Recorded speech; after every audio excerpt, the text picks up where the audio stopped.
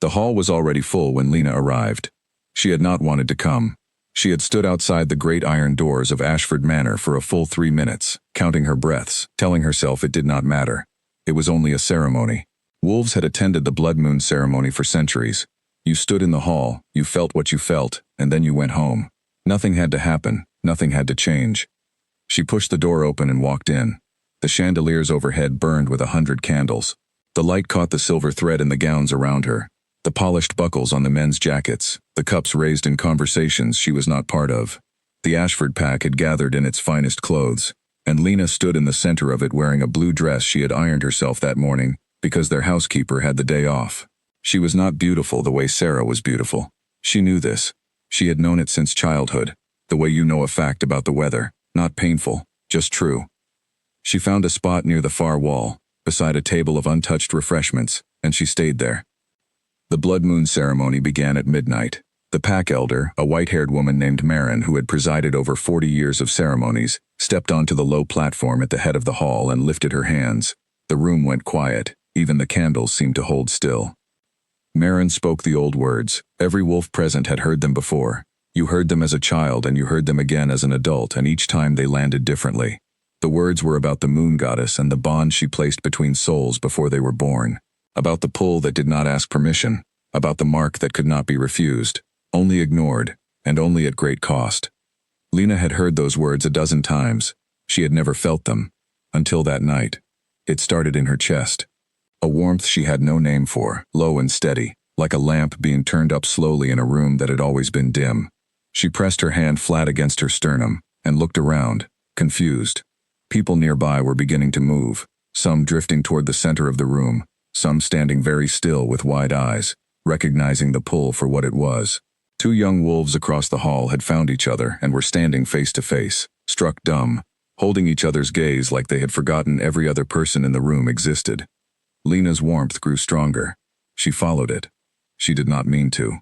Her feet moved before she made a decision, carrying her through the crowd, past knots of people who parted around her without noticing, toward the far end of the hall where a group of high-ranking pack members stood near the raised dais reserved for visiting dignitaries. And then she stopped. He was standing at the edge of that group, holding a cup he had not drunk from, listening to a conversation he was clearly not interested in. He was tall. He was the kind of tall that made the people around him arrange themselves differently without realizing it, giving ground the way water gives ground to something solid dropped into it. His hair was dark. His jaw was the jaw of a man who had learned early that the world watched his face for signals, and had trained himself to give nothing away. King Darius Vale. Lena's warmth became a flood. She knew who he was. Every wolf in the kingdom knew who he was. 3 centuries of alpha bloodline ending in one man, the most powerful wolf alive, the king who had unified 4 warring packs in a single decade through a combination of strategy and will so absolute it had become legend in her lifetime. She had never been in the same room as him before. She had never expected to be. He turned his head. His eyes found her through 20 feet of crowded hall, as though she were the only lit thing in a dark room. The floor under Lena's feet became unreliable. For 3 seconds, she counted them. She could not help counting them. They looked at each other across the space between them. She watched something move across his face. Not surprise exactly. Something more complicated than surprise. Recognition, maybe. Or the thing that happens right before recognition, when the mind knows something the body has not caught up to yet. He set his cup down on the tray of a passing server without looking at it. He started toward her. Lena's heart did something it had never done before. It simply stopped being a background noise and became the loudest thing in the world. She stood still. She had no plan. She had no words. She was 22 years old, and she had spent her whole life being overlooked, and now the Alpha King of the entire Northern Territory was crossing a crowded ballroom to reach her. And the bond pulling him there was the same bond pulling at her chest. And this was real. This was happening. This was Darius. The voice came from her left. Sarah. Her sister materialized out of the crowd the way Sarah always materialized out of crowds. Perfectly timed, perfectly positioned, perfectly lit by whatever light happened to be overhead. She was wearing red. She had known to wear red. Her dark hair was pinned up in a way that looked effortless and had taken 2 hours. She was laughing at something before she even finished saying his name, a low, practiced laugh that said, "I am the most comfortable person in any room I enter." Darius stopped. He was 7 feet from Lena. 7 feet. He stopped, and he looked at Sarah. Lena watched it happen. She watched the calculation move across his face the way a shadow moves across a field. Fast, clean, total. She watched him take in Sarah's beauty, her ease, the way she carried rank like a second skin. She watched him look back at Lena, just once, just briefly, and she watched him understand something that she did not yet fully understand herself. He chose. In the space of that one glance, he chose. He moved towards Sarah. He let her take his arm. He smiled at something she said, and the smile was the practiced smile of a man who had perfected performing ease, and the warmth in Lena's chest, that warmth that had been building for the first time in 22 years, began to cool. She did not move. She told herself to move, and her body did not listen.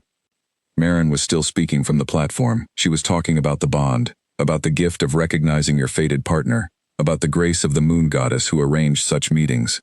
Around the hall, 3 other pairs had found each other. One couple was crying. One was laughing. One was simply standing with their foreheads pressed together, oblivious to everything else. Darius Vale walked to the center of the hall with Sarah Ashford on his arm. He called for attention.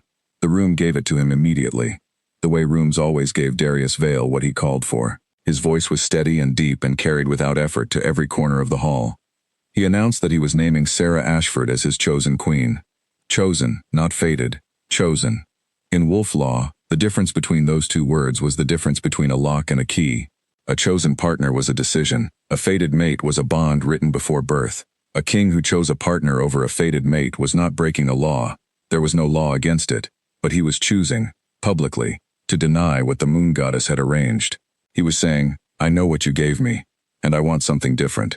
The hall erupted in applause. Sarah turned and pressed her face against Darius's arm, hiding a smile that Lena could see perfectly clearly from where she stood, because she had spent her whole life learning to read her sister's face. That smile was not love, it was not even joy, it was satisfaction. The specific satisfaction of someone who had wanted a thing and gotten it, and was already thinking about what came next. Lena looked at Darius. He was not looking at her. He was looking at the room, at his court, at the portrait of himself as king that he had been composing for a decade, and that Sarah fit into perfectly, and that Lena, in her ironed blue dress, with her quiet face and her unremarkable name, would have disrupted entirely. She understood it all in a moment, the full shape of it, clear and cold. She put her untouched cup down on the table beside her. She walked to the door.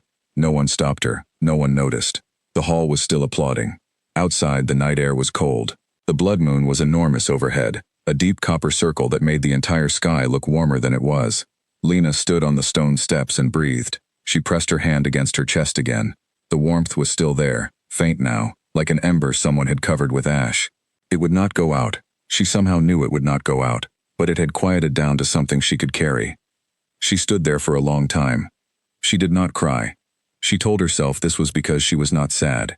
She was not sure she believed herself, but she held to it anyway, because some fictions are necessary bridges between where you are and where you need to get to. She walked home alone through the moonlit streets of the Pact territory, and she began, very quietly, to make a plan. The plan was simple. It had 3 parts. First, she would finish her healer's training. She had been apprenticed to old Dale Wren for 2 years already, and she was good at it. Better than good, if she was honest, which she tried to be. Second, she would save enough to rent rooms in the border territory, where healers were scarce and people needed real help, and no one cared whose daughter you were or what the moon goddess had or had not arranged for you. Third, she would go, and she would not look back, and she would build something that was entirely, wholly, completely her own. She did not hate Darius. She tried to examine that in the days following the ceremony, and found that it was true. Hate required a kind of investment she could not afford and would not make. What she felt was something cooler, a clear-eyed disappointment. Not in him specifically, she did not know him specifically, but in the particular kind of cowardice that disguises itself as practicality, the cowardice of men who look at something true and choose something easier, and dress the choice in words like strategy and leadership and what is best for the kingdom. What she felt, underneath the disappointment, was something she had no name for yet. She would come to understand it later as a specific kind of grief, the grief for a future you never actually had, but that your body had already begun to believe in. The bond had shown her something, for those 3 seconds across a crowded hall, and then it had been taken back. You could not unfeel that. You could only put it somewhere and keep moving. She kept moving. The first month after the ceremony, Sarah came home once to collect some of her things. She was radiant in the way people are radiant when they have gotten what they wanted. She talked about the palace, about the rooms, about the staff, about Darius, with the cheerful carelessness of someone reporting on a holiday. She did not mention the ceremony. She did not ask how Lena was. She kissed their father on the cheek, took her boxes, and left in a carriage flying the royal standard. Their father, Cedric Ashford, watched the carriage leave with an expression that Lena could not entirely read. He was a quiet man. He had always been a quiet man, the kind who processed the world slowly and said less than he thought. He did not mention the ceremony either. He asked Lena if she wanted tea, and when she said yes, he made it himself, carefully, the way he made everything.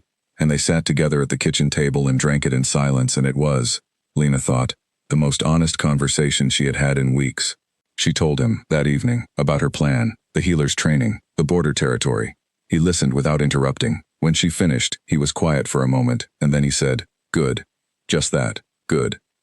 She finished her training 8 months later. Dale Wren gave her a certificate of completion written in his careful old-fashioned script, and told her she was the best student he had trained in 30 years, and that she should not waste it. She thanked him. She packed 2 bags. She said goodbye to her father, who hugged her longer than he usually hugged, and did not say anything, which meant more than most things people said. She took the eastern road out of Ashford territory in the early morning, before the sun was fully up, when the frost was still on the grass and the world was very quiet. She did not look back at the hall where the blood moon ceremony had happened. She passed it on the road and kept her eyes forward, and her shoulders level, and her jaw set. The ember in her chest was still there. She had learned, by now, to breathe around it. 2 weeks later she arrived in Colton, a border village with 200 residents, a broken mill, and no healer within 40 miles. She rented 2 rooms above the grain store from a man named Gus who asked no questions and charged a fair price. She set up her equipment. She put a sign on the door. By the end of her first week, she had treated a farmer's infected hand, 2 children with fever, an elderly woman's sprained ankle, and a young man who had broken 3 ribs in a fall from his roof, and was too proud to have said so for 2 weeks. By the end of her first month, people were coming from neighboring villages. By the end of her 3rd month, she had saved enough to buy the rooms instead of renting them. She did not think about the palace. She did not read the news sheets when they covered the royal court. When people in the village mentioned the king's name, and they did, because kings are a topic people return to the way rivers return to the sea, she listened politely and said nothing.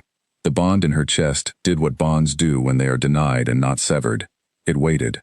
Patient and low and persistent, like a fire that has been banked for the night, not out, never out, but contained, breathing, waiting for whatever came next.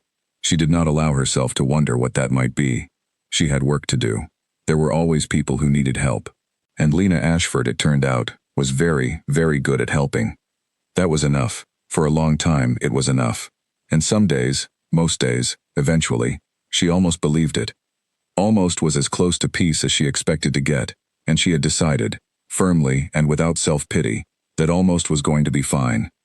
The moon was full on the night she made that decision. She was standing at her small window above the grain store, looking out at the dark fields of Colton, and the moon was directly overhead, copper-edged and enormous, and she looked up at it for a long time. Then she went to bed. She had an early patient in the morning. The first time Darius noticed something was wrong, it was a Tuesday. Not a dramatic Tuesday. Not a Tuesday with storms or omens or anything the story of his life might have arranged to signal what was coming. It was an ordinary Tuesday in early winter, gray sky, cold floors, the kind of day that passed without leaving a mark. He was standing in the doorway of the east corridor outside the war room, waiting for his council to assemble, when he heard Sarah's laugh from 2 hallways away. He had heard that laugh hundreds of times. It was a remarkable laugh, bright, controlled, designed to make the person it was directed at feel like the most interesting thing in the room. He had heard it in their first weeks together and thought it was genuine. He had heard it at every formal dinner, every council reception, every introduction of visiting dignitaries, and he had slowly, without fully acknowledging it, begun to understand that the laugh was a tool, a very good tool. Sarah wielded it the way a craftsman wields a fine instrument, with precision, without waste, always for a specific purpose. What made Tuesday different was that he recognized the direction of it. The east corridor connected the private residences to the formal reception hall. There was no reason for Sarah to be in the east corridor on a Tuesday morning. The council met in the west wing. The kitchens were in the south. The gardens were locked in winter. The only thing in the east corridor on a quiet Tuesday morning was the office of his communications master, a man named Porter, who handled the kingdom's diplomatic correspondence, who had been in the role for 11 years, and who had never given Darius a single reason for concern. He stood in the doorway and he did not move toward the sound. He filed it away. He was very good at filing things away. The meeting assembled. They discussed the northern border dispute, the grain tax, the alliance renewal with the Western Pax. Darius sat at the head of the table and spoke when he needed to speak, and listened when other people spoke, and made decisions clearly and without delay, the way he always made decisions. His council respected him. Some of them feared him. A few of them genuinely liked him, though they were careful about showing it, because liking the king too visibly was its own kind of vulnerability. When the meeting ended, he called his head of security aside. His name was Ward, a broad, quiet man who had served 3 kings and outlasted all of them. Darius had inherited Ward along with the throne, and had spent 2 years testing whether the man's loyalty followed the office or the person. It followed the person. Darius had been certain of that for a long time. He told Ward what he had heard. Just that, the direction of the laugh, the location, the time. Nothing else, no instruction, no interpretation. Ward nodded once and left. Darius went back to his office and read correspondence for 3 hours. The results came 11 days later. Ward set a folder on his desk at 6 in the morning, before the palace was fully awake, and stood with his hands behind his back and said nothing while Darius opened it. Inside was a set of intercepted letters, 12 of them, spanning 8 months, all in Sarah's handwriting, all addressed to a man named Cole Bridger, who was the second son of the Alpha of the Southern Pack, and who had, Darius now understood, been a great deal more than a diplomatic acquaintance. He read every letter. He was methodical about it. He did not skip ahead. He read each one in order, from the earliest to the most recent, and he tracked the shape of what he was reading with the same cold focus he brought to military intelligence, which was what this was, he supposed. Military intelligence about the inside of his own marriage. The letters began as simple correspondence, news, pleasantries, the kind of thing that was easy to explain away. By the 3rd letter, they had become something else. By the 6th, they contained information that had no innocent explanation. Troop placements along the northern ridge, the schedule of Darius's private courier routes, the name of the advisor who was quietly negotiating the Eastern trade agreement. By the 12th letter, written 3 weeks ago, in Sarah's careful, elegant hand, she was discussing timelines. Darius closed the folder. He sat still for a moment. The palace was beginning to wake around him. He could hear footsteps in the corridor, the distant sound of the kitchen coming to life, the guard change at the front gates, the ordinary sounds of an ordinary morning. He said to Ward, "Pull everything. Every piece of correspondence in and out of her rooms for the last 2 years. Every visitor log. Every delivery record. Everything." Ward said, "It will take time to do it quietly." Darius said, "Then take the time." He did not tell Sarah anything had changed. He was very good at not showing what he knew. He sat beside her at dinner that evening and listened to her talk about the new tapestry she was having made for the East Corridor. The East Corridor, he noted, and filed it away. And he asked questions and she answered them, and they moved through the evening with the smooth efficiency of 2 people who had learned to perform a partnership very convincingly. In the weeks that followed, he learned a great many things. He learned that Sarah had begun her correspondence with Cole Bridger 6 weeks after the blood moon ceremony, before the wedding, before she had moved into the palace. He learned that Cole Bridger had visited the Ashford territory 3 times in the months before the wedding, and that Sarah had arranged those visits through a channel that bypassed the formal diplomatic register.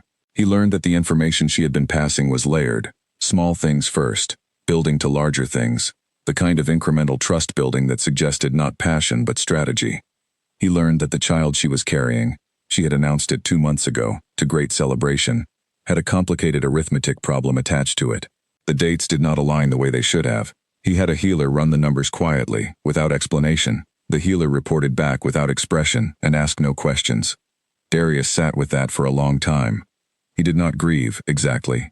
He examined himself carefully for grief and found something adjacent to it but not quite the same. A dull, flat recognition that he had built something on a foundation he had not checked, and that the foundation had always been what it was, and that the time he had spent not checking it was time he could not get back. He thought about the blood moon ceremony. He thought about the hall and the candles and the pull in his chest and the girl in the blue dress at the far end of the room. He had told himself, standing in that hall, that choosing Sarah was a practical decision. He had told himself that a fated mate had no bearing on governance, that the moon goddess arranged bonds for reasons that did not account for the political realities of running a kingdom that had been at war with itself for generations, that a queen needed to be a certain kind of person, and that kind of person was Sarah, not the quiet healer's apprentice with the steady eyes and the iron dress who had never been in a room with power before. He had told himself all of this and he had believed it, because it was the kind of argument that sounded like wisdom when you said it fast enough. He understood now, sitting in the cold morning quiet with Ward's folder on his desk, that it had not been wisdom. It had been fear dressed in the clothes of strategy. He had been afraid of what it would mean to walk across a hall toward a woman who was not impressive, not strategic, not politically useful, simply because the moon goddess had arranged it. He had been afraid of what his court would say. He had been afraid that the bond would make him look like a man ruled by something other than his own will. He was, he understood now, a man of tremendous pride and very specific blind spots. He had let his pride choose for him and he had called it leadership. He set the folder aside and told Ward to continue the investigation. What Ward found over the following weeks was more organized than Darius had expected. Sarah had not simply been sharing information. She had been building, carefully, methodically, toward something. Cole Bridger was a piece of a larger arrangement involving 2 other pack seconds and a merchant network that moved through the border territories. The goal, as far as Ward could reconstruct it, was a shift in the power balance of the Northern Alliance, one that would leave Darius weakened, dependent on Southern support, his autonomy quietly transferred to a coalition of packs that Sarah and her network would effectively control. It was not a coup in the dramatic sense, it was more elegant than that. It was the kind of power transfer that happens in the margins of treaties, in the wording of agreements, in the slow accumulation of obligation, the kind of thing that takes years to arrange and, once done, is nearly impossible to unravel. Darius found himself genuinely impressed by the architecture of it.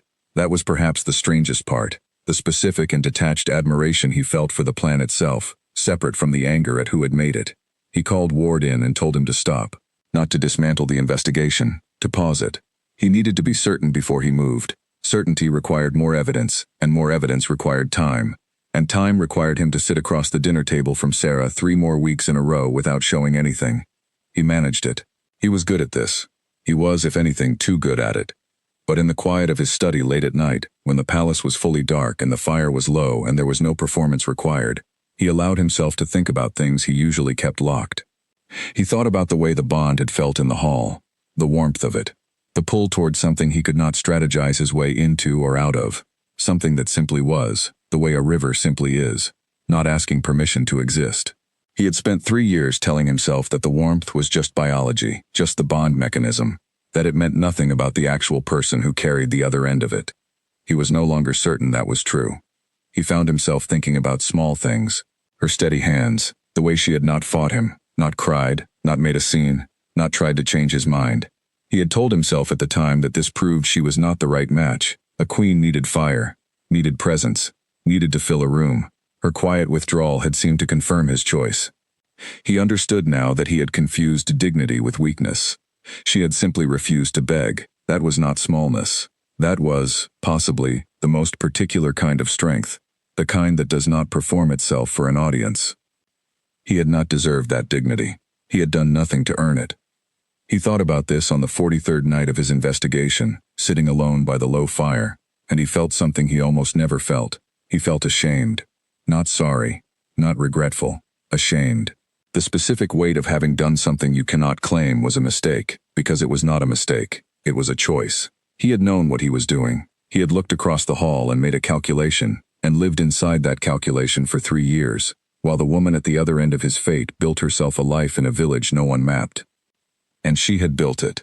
Ward's people had found her, early in the investigation, when Darius had extended the search to include all members of the Ashford family, just to be thorough. Lena Ashford, healer, currently residing in Colton, border territory, well-regarded, expanding practice. No pack affiliation on record. No pack affiliation. She had removed herself from pack registration entirely. That was not common. It was not illegal. The border territories operated under looser governance than the main pack lands, but it was a statement. She had put herself outside the system that had failed her, and built something that answered to no one. He had read that entry in Ward's report twice. He had not allowed himself to think about what it meant. Not that night. But it sat in him, a small, stubborn fact, the kind that does not ask permission to matter. Meanwhile, the court continued. Dinners were attended, councils were held, diplomatic messages were sent and received. Sarah smiled and laughed and wore her red dresses and was everything a queen was supposed to look like, and Darius sat beside her and played his own role with the same practiced ease and thought about a village called Colton 40 miles east of the border, and a healer who had packed 2 bags and not looked back. The investigation concluded on a gray Thursday morning, 3 weeks before midwinter. Ward set the final report on his desk with the care of someone setting down something heavy and fragile at the same time. The evidence was complete. It was thorough. It was, in Ward's quiet professional opinion, sufficient. Darius read the full report in 2 hours. Then he called his senior council members, one by one, and spoke to each of them privately, and told them what he had found, and watched their faces do the things that faces do when people receive information they had not been prepared for. His counsel was loyal. That much became clear in those conversations. Whatever Sarah's network had built, it had not reached his closest advisors. He was grateful for this in a way that felt very basic and very human. The simple relief of knowing who, in the end, stood with you. He called Sarah to his study that evening. She arrived looking composed, which he expected, and slightly careful, which told him she had sensed something, which meant she was sharper than he had sometimes given her credit for.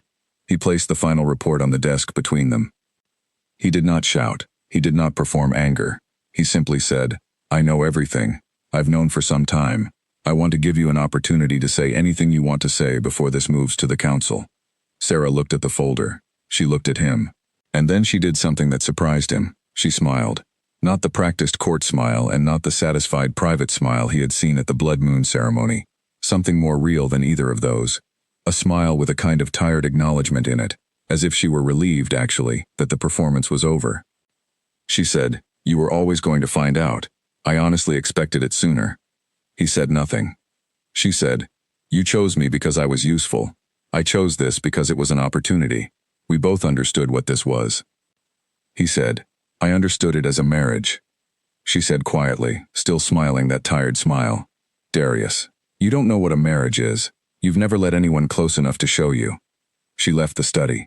He let her go, because he had guards at every exit, and nowhere she could go that he did not already know about, and because there was nothing left to say that night, and because she was not entirely wrong, which was the part that sat in him long after the door closed. He was alone in his study. The fire had burned low. Outside, the first snow of winter was beginning to fall, quiet and indifferent, covering everything equally. He thought about Colton. He thought about a woman who had built something whole and honest and entirely her own. He sat for a long time before he moved. The road to Colton was bad. Darius had been on bad roads before. He had campaigned through worse, in the early years of unifying the northern packs, when the roads were not roads at all but old military tracks that turned to mud in rain and froze into ruts in winter. He remembered those years clearly. He had been 24, 25, moving through territory that did not want him there, learning that force alone did not build anything lasting. This road was not as bad as those roads, but it made its indifference felt.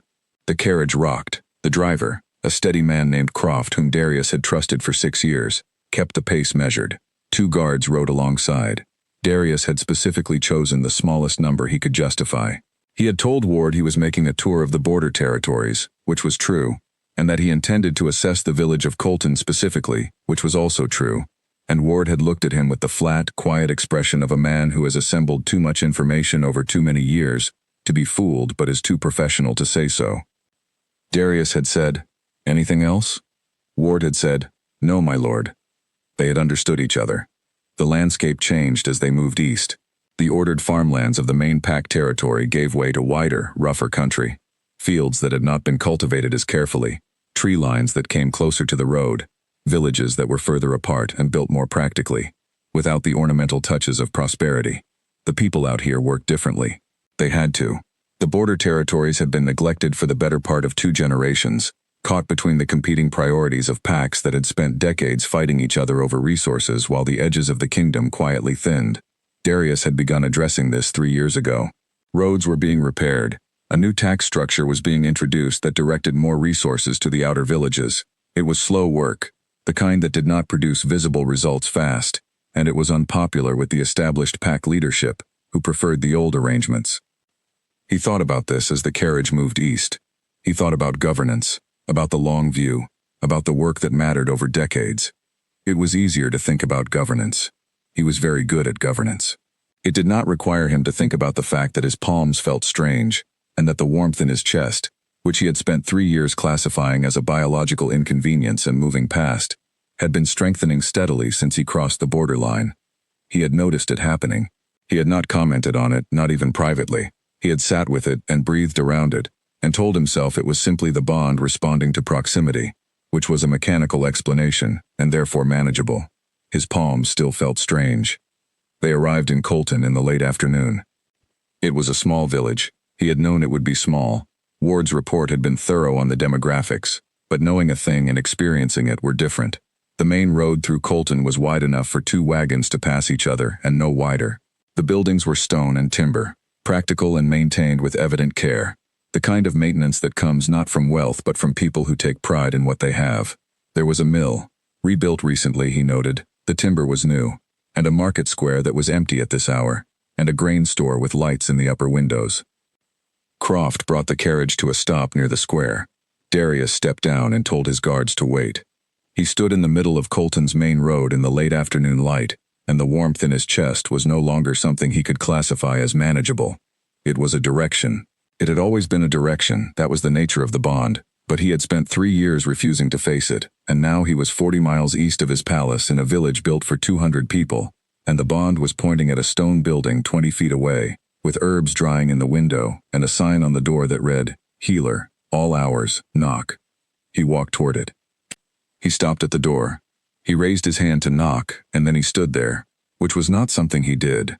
He was not a man who stood at doors with his hand raised, uncertain, because uncertainty was something he had trained out of himself over 30 years of watching his father, and then the work of becoming the man who sat in his father's chair. He did not do uncertain. He stood at the door with his hand raised for what felt like a long time. Then he heard movement inside, clear and specific, unhurried, and the door opened. She was not what he had expected. He had not let himself form a full expectation, but whatever shape the expectation had taken in the back of his mind, she was not quite it. She was wearing a practical gray working dress with the sleeves rolled back. Her dark hair was loosely braided and coming undone on one side. There was a faint smudge of something on her left wrist that looked like dried mud, or possibly a medicinal preparation. Her hands, hanging at her sides, were still. She was not the girl in the blue dress from the blood moon ceremony. She was something finished and settled in a way that 22-year-old girl had not yet been. 3 years had not made her older so much as they had made her more precisely herself. She looked at him. She did not look surprised. She looked the way people look when they have thought carefully about a scenario in advance and are now simply watching it arrive. She said, "My Lord King." "Not Your Majesty." Not a bow. "My Lord King."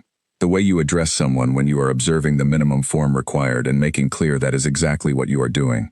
He said, "Miss Ashford." There was a moment. Somewhere behind her inside the building, a child's voice said something that made another voice laugh. A patient she was mid-visit with, he realized, and he had just knocked in the middle of it. She turned back into the building without fully turning away from him, a tidy half-pivot, and said into the interior, "2 minutes please, Owen. Do not take that bandage off." A small voice said, "I wasn't going to." She turned back to Darius. She said, "I have a patient. If you can wait, I'll be a few minutes." He said, "Of course." She went back inside. The door stayed open. He stood outside it in the early winter cold and waited, which was also not something he did routinely. He waited for people when politics required it, and for no other reason. He was the alpha king of the Northern Territory. People waited for him. He stood in the cold outside a healer's door in a border village and waited, and the warmth in his chest was so steady and so present that he had given up pretending it was a mechanical inconvenience, and he looked at the herbs drying in the window and the sign on the door and the general evidence of a life built deliberately and well, and he felt something he was not prepared for. He felt proud of her. That was the unexpected thing.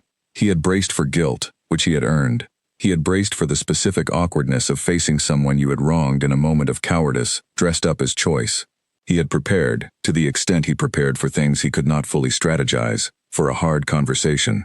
He had not prepared to stand outside her door and feel proud of someone he did not know, proud of what she had made in the absence of everything he had denied her. Owen came out of the building a few minutes later, a boy of about 9 with a freshly wrapped hand and the careful walk of someone who has been told not to jostle something. He looked at Darius with the frank, unimpressed curiosity of children who have not yet learned that certain men are supposed to be impressive, and then he walked past and down the road. Darius went inside. The room was clean and organized in a way that made sense immediately. Everything visible, everything reachable, nothing wasted. There was a low wooden table with a padded surface where patients clearly sat, shelves on 2 walls with small labeled jars and folded cloth and tools that Darius could not have named but that were obviously well cared for. A second door at the back, probably leading to her living quarters. One window, the one with the herbs. She was at the small sink in the corner, washing her hands with the same economical thoroughness she had presumably used after every patient for the past 2 years. She dried them on a clean cloth and turned around. She said, "How did you know where I was?" He said, "My people are thorough." She nodded, as though this was the answer she had expected. She moved to the work table and began organizing the small instruments Owen had presumably required, returning things to their places. She did not look at him while she did this. He said, "I came to speak to you." She said, "I gathered that." He said, "I owe you an apology." She stopped organizing. She looked at him. Her expression was not cold. It was the expression of someone who has done a lot of thinking about a particular topic and has arrived at a position and is not sure whether what she is hearing is the position changing or just someone describing the same problem from a different angle. She said, "All right." He said, "I made a choice 3 years ago that was wrong. I knew it was wrong when I made it. I dressed it in practical language and I convinced myself I was being strategic. I was not being strategic. I was afraid of what choosing correctly would cost me, and I chose incorrectly, and I have spent 3 years understanding that." She was quiet for a moment. Then she said, "What happened with Sarah?" He said, "She was passing information to a competing PAC coalition. I've been investigating for several months. The council reviewed the evidence 2 weeks ago. She's been removed from the palace. The Southern PAC is handling the political side of it." Lena was quiet again. Not the quiet of someone who has nothing to say, the quiet of someone sorting through things. She said, "Is she safe?" He said, "Yes." She nodded. She turned back to the work table, and he watched her continue the organizing she had paused, putting things back where they belonged with steady hands and no particular hurry. He said, "Are you going to say anything?" She said, not looking at him, "I'm thinking." He said, "About what?" She said, "About the difference between someone being sorry because something went wrong for them and someone being sorry because they know what they did." She paused. Those are not the same kind of sorry. He did not defend himself. He thought about it, which was the honest response. He said, "You're right that they're not the same. I have spent most of the past 3 years being the first kind, and the last several months becoming the second." She turned around. She looked at him steadily, not measuring him. She had already measured him, he understood, some time ago. She was simply looking, the way you look at something you have thought about from a distance and are now seeing up close for the first time. She said, "I built a life here." He said, "I know." She said, "It's a good life. It's mine. It doesn't have anything missing in it that you can provide." He said, "I know that too." She said, "Then what exactly are you asking for?" He had rehearsed his answer to this question on the 2-day ride east. He had rehearsed it carefully and thoroughly, the way he rehearsed everything, mapping the possible responses, the various angles, the language that would be most effective. Standing in her organized, practical, herb-scented office, looking at the woman who had built something whole and real, while he had been governing and calculating and living inside a marriage that had been a performance from day one, all of that rehearsal felt like the wrong tool for the job. He said, "I'm not sure. That's the honest answer.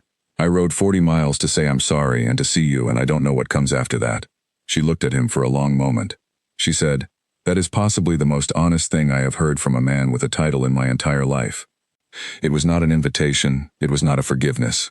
It was something smaller and more careful than either of those, an acknowledgement that he had said something real. He took it for what it was. She had another patient arriving in an hour, she told him. There was a boarding house on the far side of the square, run by a woman named Ida, who was discreet and kept a clean room. She said this practically and without warmth and without coldness, the way she said things. He thanked her. He went to find Croft and his guards in the boarding house. He did not ask to see her again that evening. He understood that he had been given the space of one conversation, and that what he did with the space that followed it would matter a great deal more than any words he had said this afternoon. He lay on a narrow bed in a boarding house room that smelled of pine soap and listened to the quiet of Colton at night, which was a different quiet from the palace, smaller and more real, the sounds of actual life rather than the managed sounds of a court performing normalcy, and the warmth in his chest was steady and present, and for the first time in 3 years he did not try to classify it, or contain it, or explain it away. He let it be what it was. Outside, snow was falling again, lightly. He could hear it. He could hear the particular silence that snow creates. And somewhere in the village someone was closing a shutter, and a dog was making a low, contented sound, and Lena Ashford was 40 feet away in a building that was hers, doing whatever she did at the end of a day of good, honest work. He closed his eyes. For the first time in a long time, he slept without dreaming of a crowded hall, and a girl he had walked away from. He stayed 4 days. He had not planned to stay 4 days. He had planned to stay 1, perhaps 2, long enough to have the conversation, to say what needed saying, to begin the process of whatever came after. But he woke on the first morning in the boarding house room and lay still and listened to Colton coming to life outside, and the bond in his chest was settled and warm in a way it had not been in 3 years, and he found he was not ready to trade that for the road back. He told Croft. Croft said nothing. Croft was an excellent employee in large part because he understood that there were categories of information that did not require comment. Darius spent the first day doing what he had told Ward he would do, reviewing the actual conditions of the border territory. He walked through Colton on foot, which caused a moderate stir that settled soon enough once it became clear he was simply walking and looking and not demanding anything. He spoke with the miller, a red-faced man named Gill who had strong opinions about the drainage system on the eastern road. He spoke with 2 farmers, a blacksmith, and the woman named Ida who ran the boarding house, who told him at length about the trouble with the grain tax structure and its unequal impact on villages versus pack estates. He listened to all of it. He took notes in a small book he kept in his coat pocket. This was not a performance of listening. He genuinely needed to know what the border territories were experiencing, and the miller, and the farmers and Ida were better sources than any report his council would commission. Reports translated experience into manageable summary. Walking through a village and talking to the people in it translated experience into something else, something with texture and weight. He had not done enough of this. He made a note of that too. He saw Lena that first afternoon, briefly, outside the grain store. She was carrying a basket of supplies in from a cart, methodically, without apparent urgency. She saw him. She nodded. He nodded. Neither of them stopped. That was fine. He understood that he was not owed more than that. On the second day, he found himself reading at the table in Ida's small common room in the late morning, working through a stack of border administrative reports he had brought in his travel bag, when the door opened and Lena came in to buy something from Ida's small stock of household goods. She did not notice him immediately. He watched her conduct the small transaction with the practical ease of someone who had been part of a community long enough to have its rhythms in her body. She knew where things were. She knew what the price should be before she was told. She and Ida exchanged a few words about a patient Lena had apparently been treating for 2 weeks, who was being unhelpful about following instructions. Then she turned and saw him. She looked at him with the same considering expression she always seemed to have, and then she said, "You're still here." He said, "Yes." She said, "Are you finding what you came to find?" He thought about this genuinely before answering. He said, "I'm finding that I should have been doing this regularly for the past 3 years. The border territory has been underserved, not through deliberate neglect, through the particular kind of neglect that happens when you're managing crises, and the people who aren't in crisis don't make noise."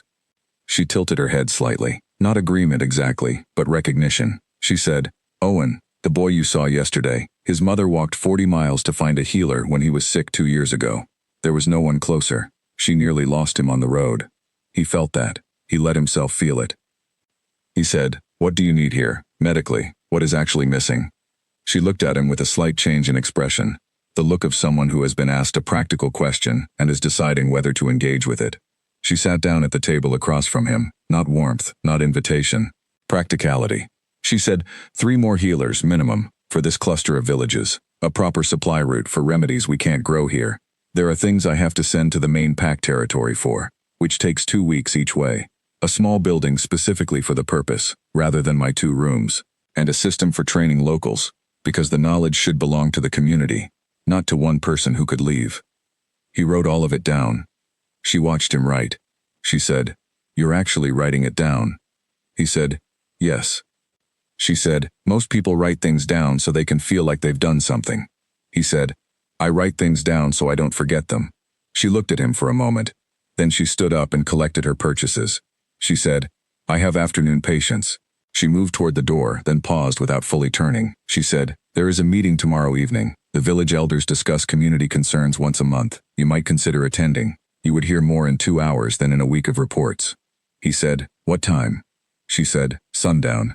The mill. And she went out. He went to the meeting. He was the only person there who was not a permanent resident of Colton, and this produced a moment of visible uncertainty among the 7 elders who had assembled, a flicker of should we defer to the king, a collective breath, a reordering of seats. He sat down before any of that could calcify into the stiff performance that happened around him in the palace, and he said, "Please continue as you would. I am here to listen." There was a brief pause, and then Gil the miller said, with the bluntness of a man who has decided that if the king wants honesty, he had better be given it, "All right. The drain on the eastern road first, then." And they began. Lena was at the meeting. She sat 2 seats down from him on the opposite side of the table. She spoke when the conversation turned to healthcare needs, clearly and concisely, without performing anything. She knew the names of the people being discussed. She knew which problems were new and which were chronic, and which were the kind that could be solved with resources, and which were the kind that required something more complex. When she made a point, people listened, which told him everything about the 2 years she had spent here. After the meeting, walking back through the village in the early dark, he caught up to her at the edge of the square. Not by design. Their routes converged.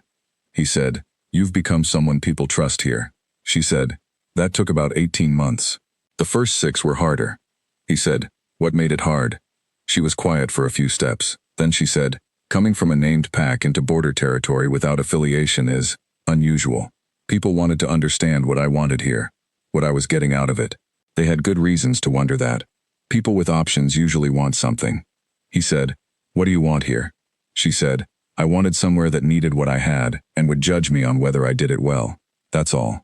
He walked beside her for another few steps. The night was cold, their breath made small clouds. The village was quiet around them, the way villages get in winter when people settle in early against the dark. He said, "I have spent my entire adult life wanting power." She looked at him sideways, not judgment, just listening. He said, "Not wanting it the way people want things they lack, wanting it the way you want air, constantly, without examination, as though it were simply the condition of existing. I don't know what I want in its absence. I'm not sure I've thought about that." She said, "That's honest." He said, "You told me the first honest thing I said was possibly the most honest thing you'd heard from a titled man. I've been trying to maintain the standard." Something changed in her face. Not a smile, almost a smile, the edge of one, restrained. It was the smallest thing he had seen her show him, and it landed harder than anything he had prepared for. They arrived at her building. She stopped. He stopped. She said, "Why did you really come here?" He said, "To apologize." She said, "You did that the first day." He said, "Then to see you." She said, "You've done that too." He said, "Then I suppose I came because I wanted to understand what I gave away. I wanted to see it clearly. I didn't want to wonder about it from a distance for the rest of my life." She looked at him. The warmth between them, the bond, patient and steady and 3 years old, was present in the cold night air between them like something with weight. She said, "And now that you've seen it clearly?"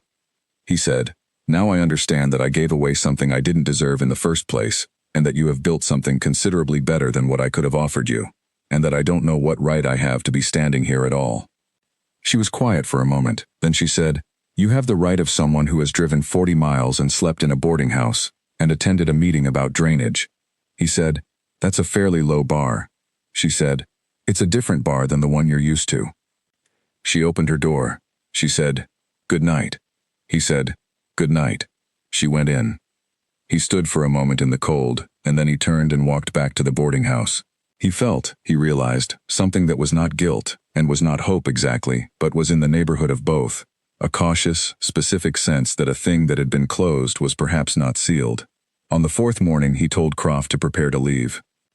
He went to Lena's building. She had a patient, but Ida had told him she usually had a break in the late morning. He waited outside, which he had stopped finding strange, and when the patient, an elderly man with a wrapped knee who walked with a deliberate care, came out, Darius went in. She was at her small desk in the back room, writing in what appeared to be a patient ledger. She looked up. He said, "I'm leaving today." She said, "All right." He said, "I'm going to act on the things I learned at the meeting. The drainage, the supply route, the additional healers." She said, "I'll believe it when I see it." He said, "Fair." He stood in the doorway of the back room. He said, "I would like to come back, not to." I'm not asking for anything specific. I would like to come back and continue the conversation we've been having." She put her pen down. She looked at him with the direct, considering look that he was beginning to understand was simply how she looked when she was deciding something. She said, "I'm not going back to the palace." He said, "I'm not asking you to." She said, "I'm not going to be a reward at the end of a king's lesson about humility." He said, "I know." She said, "If you come back to Colton, to this village, to the meetings about drainage, not to the idea of me." He said, "I understand." She said, "And I will tell you if I want you to stop coming." He said, "Then I'll come back." She picked up her pen. She said, "See if the supply route is actually fixed first." He almost smiled. He did not let himself, because the moment felt too careful, and a smile would tip it into something it was not yet ready to be. He said, "Goodbye, Lena." She said, already writing, "Goodbye." He left. He did not look back at the building. He had learned something, from her, about what it cost, and what it meant to not look back. The road west was the same bad road. The rocking of the carriage was the same. The gray winter sky was the same. But the warmth in his chest was different from the warmth he had carried for 3 years. It was no longer an ember someone had covered with ash. It was something with air around it.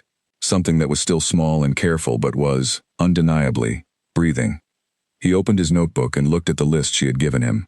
3 more healers, supply route, building, training system. He was going to fix the drain on the eastern road too. He had not told Gil that. He wanted to see it done before he announced it, because he had spent 3 years understanding that the distance between saying and doing was exactly where credibility lived or died. He closed the notebook. He thought about her handwriting, neat, precise, slanted slightly left, in the patient ledger she had been writing in when he left, the ledger of a life that served people. Every entry in it represented someone she had helped, something broken she had mended. He thought about his own ledger, what it contained, what it was missing. He had a kingdom to run, and a court that was adjusting to the removal of its queen, and 3 diplomatic situations that needed his attention, and a grain tax reform that his council was resisting, and 40 other things that would require his full capacity, the moment he walked back through his palace gates. He sat in the rocking carriage on the bad road and let himself carry the warmth without explaining it away, and he began, carefully, to think about what kind of man he was going to be. Not the man he had been, not the man he had performed for 30 years. Someone more honest than that.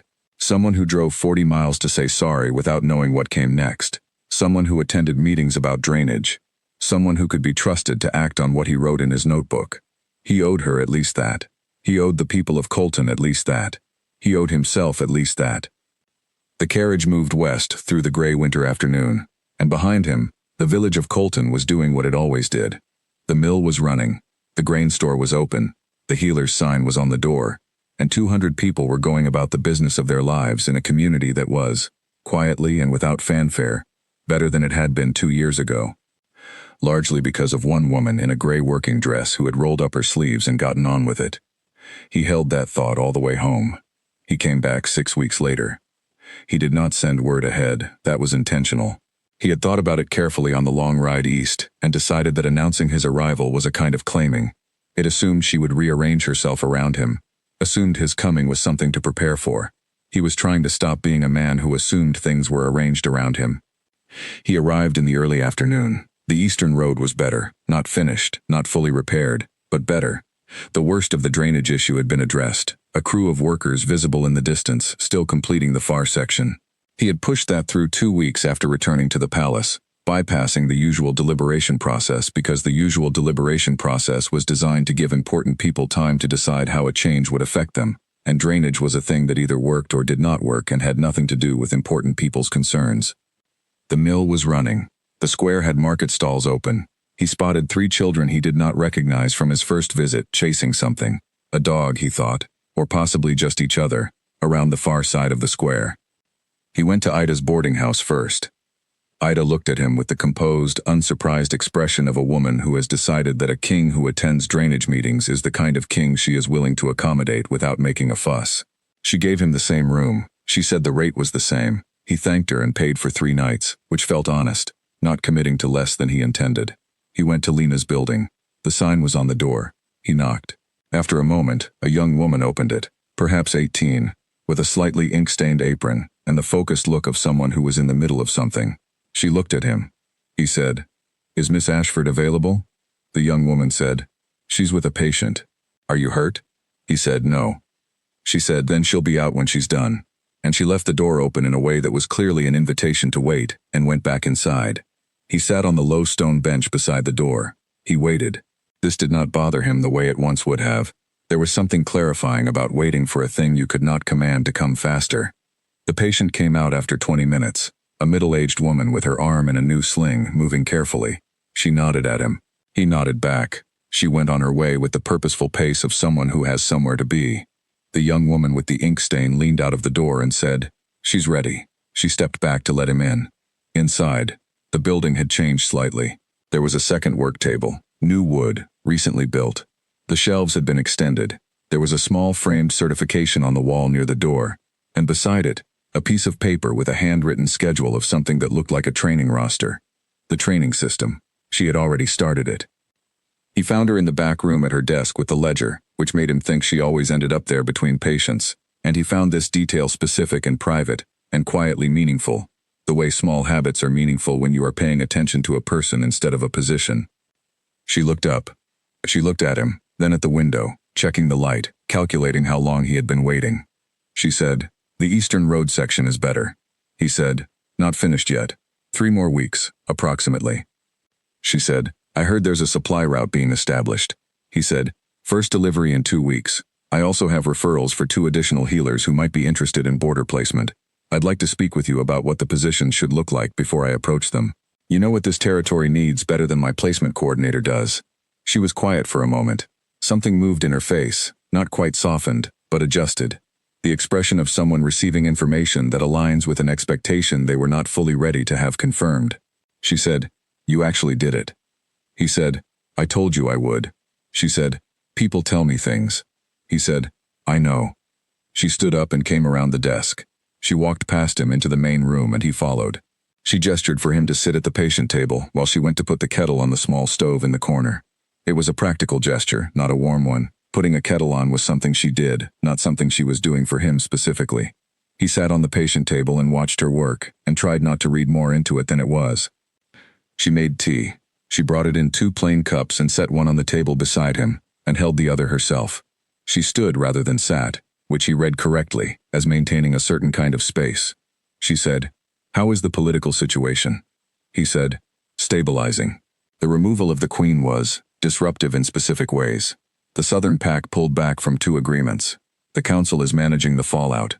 There's a narrative being built around administrative incompatibility, which is accurate enough to be useful. She said, "And personally?" He looked at her. He said, "Quieter than it's been in a long time." She said, "Quieter because things are resolved, or quieter because you're not, filling the space?" He thought about that. He said, "Both. I've been sleeping better. That's new." She drank her tea. She said, "You know what people in the village think about the king coming twice to Colton?" He said, "I can imagine." She said, "They think it's about me." He said, "It is partly about you." She said, "Partly." He said, "Partly it's about doing the thing I came to do the first time, which was actually understand what the border territory needs. Partly it's about you." She said, "Which part is larger?" He said, "The part about you." She was quiet. She looked at her cup. He said, "I'm not going to pretend otherwise. I came back because the conversation we were having felt unfinished. Because you are the most clear-eyed person I have met in 30 years of being in rooms with people who tell me what they think I want to hear, and I find that very difficult to walk away from. Because the bond is there and I spent 3 years pretending it wasn't, and I would like to stop pretending things." She said, "Stopping pretending things sounds simple." He said, "It's not simple. It's actually very difficult." She almost smiled again. That edge. Gone before he could be sure of it. She said, "I have been asked 3 times since you were last here, whether you and I are going to—" She paused, chose the word with visible care, "come to an arrangement." He said, "By whom?" She said, "Ida, Gil, and, unexpectedly, the elderly man with the wrapped knee." He said, "What did you tell them?" She said, "I told them I hadn't decided." He said, "Have you decided?" She looked at him levelly. She said, "I've decided that I'm not going to decide under any kind of pressure, whether that pressure comes from a king wanting an answer, or a village wanting a story to tell, or a bond wanting to resolve itself. I've spent 2 years building something that is mine. I'm not going to hand that to any situation, including a genuine one, before I'm certain. He said, that's fair. She said, it's also going to take time. He said, I have time. She said, you're the Alpha King. You have an heir problem and a political rebuilding situation and a court that's watching you. He said, all of those things are true, and none of them change that I have time. She studied him, and he let her study him. She said, the apprentice you met, Claire. She started 3 weeks ago. She's quick. I want to make sure the training program I build doesn't collapse if I'm not here to run it. That's going to take 6 months minimum. He said, all right. She said, I'm saying that even in the most optimistic scenario, 6 months is a minimum before anything in my situation could change. He said, I'm not asking for your situation to change. I'm asking to continue the conversation. She looked at him for a long time. The warmth between them was present and steady, and both of them were aware of it, and neither of them was naming it directly. And that felt right. It felt like the correct pace for something that had already been rushed and damaged by someone not willing to let it develop at its own rate. She said, you can come back. I mean that genuinely. You're welcome here. Keep coming to the meetings. Talk to the people. Fix the road properly. Speak to the potential healers carefully, and listen to what Claire's training needs. And come and have tea and tell me something honest. He said, I can do all of those things. She said, and don't announce yourself before you come. If I want to know you, I want to know how you are on ordinary days, not how you are when you've prepared. He said, I wasn't prepared this visit. She said, no, that was better. She collected both cups. She went back to the sink. She said over her shoulder, the drainage meeting is in 3 days, Thursday evening, if you're still here. He said, I'll be here. She nodded once, rinsing the cups, and that was that. The conversation had concluded itself the way real conversations conclude, without a formal end, simply by having said what needed saying and moved on. He left the building into the pale afternoon light of Colton's main road and stood for a moment, letting the cold settle around him. The warmth in his chest was the warmest it had been in 3 years. He walked back to Ida's boarding house with his hands in his coat pockets and his eyes on the road, and the first genuine sense in a very long time that he was moving in the right direction. Not strategically, not in a planned direction, not toward a calculated outcome. Just in the right direction, that was enough. Behind him, in the building with the sign on the door, Lena Ashford finished rinsing the cups and set them to dry. She looked at the herbs in the window. She looked at Claire at the second work table, head down over a reference book, ink on her apron, learning. She had built this. This was hers. Whatever came next, that was not going to change. She went back to her desk and picked up the patient ledger. There were 3 more visits scheduled before evening. She found her pen. She wrote the next date at the top of the next page. The day continued. The court noticed before he did. He had been making the drive to Colton once every 3 weeks. He had told himself, and told Ward, that the border territory oversight was a genuine priority, which was true. The supply route had been running for 2 months.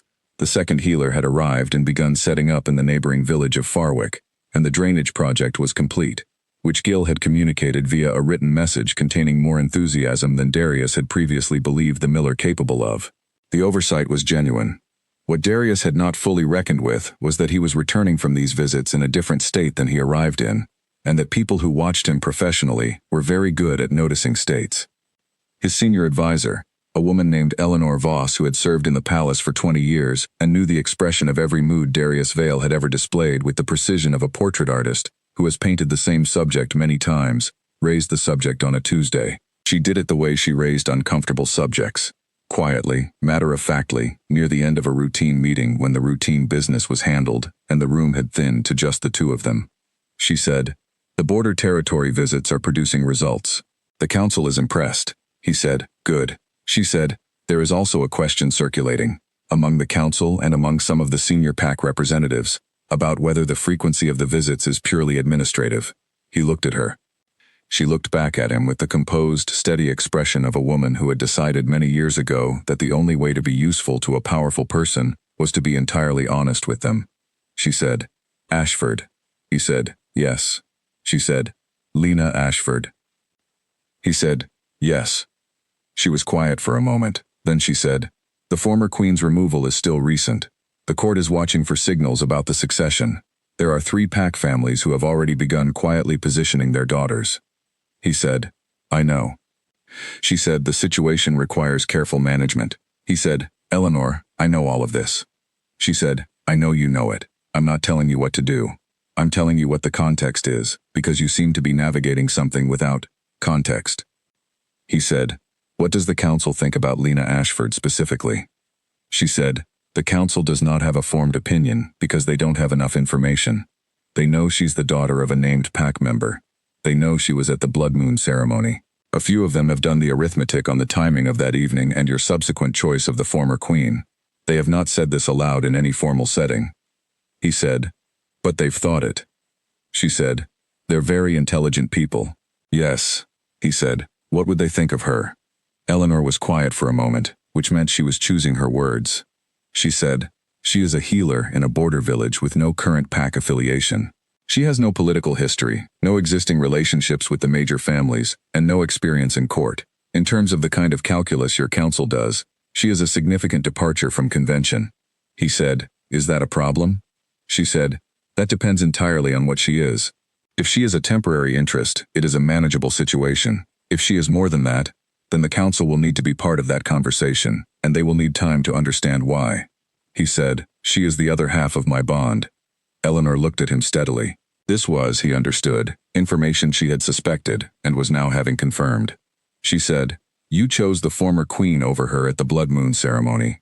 He said, yes. She said, and now you are revisiting that choice.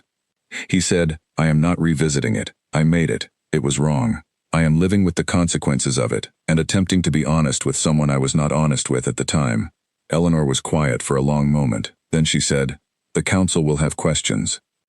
He said, I know. When the time comes for the council to have questions, I will answer them. That time is not now, because there is nothing to inform them of yet. She hasn't made any decisions. Eleanor said, she hasn't made decisions. He said, she has her own mind. She is not going to be a piece moved on my board because I've decided to move her there. I'm aware that is not how things are typically arranged in this palace, and I understand that it is going to require a different approach. Eleanor looked at him for a moment. Something moved in her face. Not quite approval, but something adjacent to it. The look of a long-serving advisor who has watched someone she respects become more complicated and is, privately, relieved. She said, I'll manage the council's attention. He said, thank you.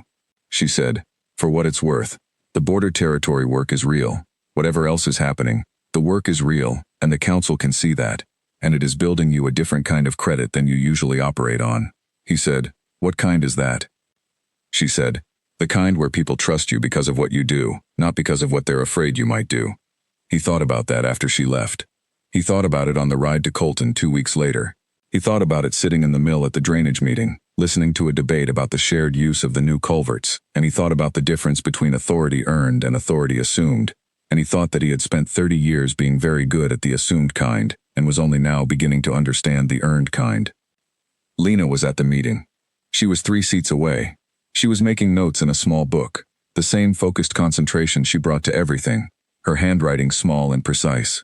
When she spoke, the village elders responded the way they always responded to her, with the settled attention of people who know that the person speaking has done the work. After the meeting, walking in the cold night air, she said to him, Claire led a consultation on her own today. He said, how did it go? She said, well, better than well. She knew what to ask before I had to prompt her. The patient trusted her. A pause. It's strange to watch something you built learn to work without you. Good strange. He said, that's how good systems are supposed to work. She said, most people don't actually want systems that work without them. He said, no, they prefer to be necessary. She glanced at him sideways, that edge of almost smile. She said, how is the palace? He said, the council is doing its work. Eleanor is managing various concerns. There is a degree of watching happening. She said, watching what? He said, me, the border visits. Connections being made by intelligent people with too much time to think. She stopped walking. They were at the edge of the square. She turned to look at him with the direct, level gaze that he had come to understand was her clearest mode of communication. She said, are people connecting your visits here to me? He said, yes. She said, and what happens when they do that? Politically. He said, conversations I will have to have when the time comes. She said, When does the time come? He said, that depends on you. She looked at him for a long time. The night was very cold. There was frost on the cobblestones of the square. Above them, the moon was 3/4 full, bright enough to see by. She said, I told you I needed 6 months. He said, you did. She said, it's been 4. He said, I know. She said, I'm not going to make a decision faster than I make it, regardless of what's politically convenient. He said, I'm not asking you to. She said, but it affects you. The longer this is, undefined, the more complicated it becomes for you. He said, that's my problem, not yours. She said, it's not that simple. He said, then let me make it simpler. I would rather wait as long as you need and have you arrive at a decision that is genuinely yours than have you rush it because of my situation. The moment this becomes something you feel pressured into, it becomes exactly what I said I didn't want it to be. She was quiet. The frost sparkled on the cobblestones between them. She said, you've changed. He said, from what? She said, from the man who stood in that hall and made a calculation in 3 seconds. He said, yes. She said, what changed you? He said, consequences. Time. Watching what I built with Sarah come apart from the inside. And looking at what you built here. Honestly, it made me examine what I had built and why, and the examination was not flattering. She said, self-examination isn't supposed to be flattering. He said, no. She said, what did you find when you examined it? He thought about his answer. He said, that I had built a kingdom and a court and a version of myself that were all very impressive and very hollow, that I had confused being impressive with being good, that I had used strategy as a substitute for honesty so many times that I had nearly lost the ability to tell them apart. She was very still. He said, I don't know if I've fixed that. I'm not sure it's the kind of thing that gets fixed, but I know when I'm doing it now, which I didn't before, and I stop and try again. She said quietly, like now. He said, yes, like now. She looked at him. The bond between them was present and steady, and had the particular quality of something that has been patient for a long time, and has decided patience is what it is. She said, I'm going to tell you something. He waited. She said, 2 months after I came to Colton, I stopped feeling the bond pull, not because it was gone, because I made a decision to put it somewhere and not think about it. I told myself that if it was real, it would wait, and if I could build a good life without it, then the good life was the thing that mattered. He said, could you build the good life without it? She said, yes. He said, then why are you still? She said, because building a good life without something doesn't mean the something isn't real. It means you're strong enough to survive its absence. Those are different things. He was very quiet. She said, go back to your palace, Darius. Come back in 2 months. Keep doing what you're doing, and when you come back in 2 months, I will tell you what I've decided. He said, 2 months. She said, 2 months. He said, all right. She turned and went to her building. She opened the door. She paused in the doorway with the light behind her. She said, the supply route is good. The healer you placed in Farwick is good. The drainage is good. He said, thank you. She said, those are not nothing. Don't treat them like nothing. She went in. He stood in the frost and the moonlight for a moment and thought that she was right. Those things were not nothing. They were, actually, the kind of thing that lasted. Not the kind of thing you could see from far away, but the kind that stayed.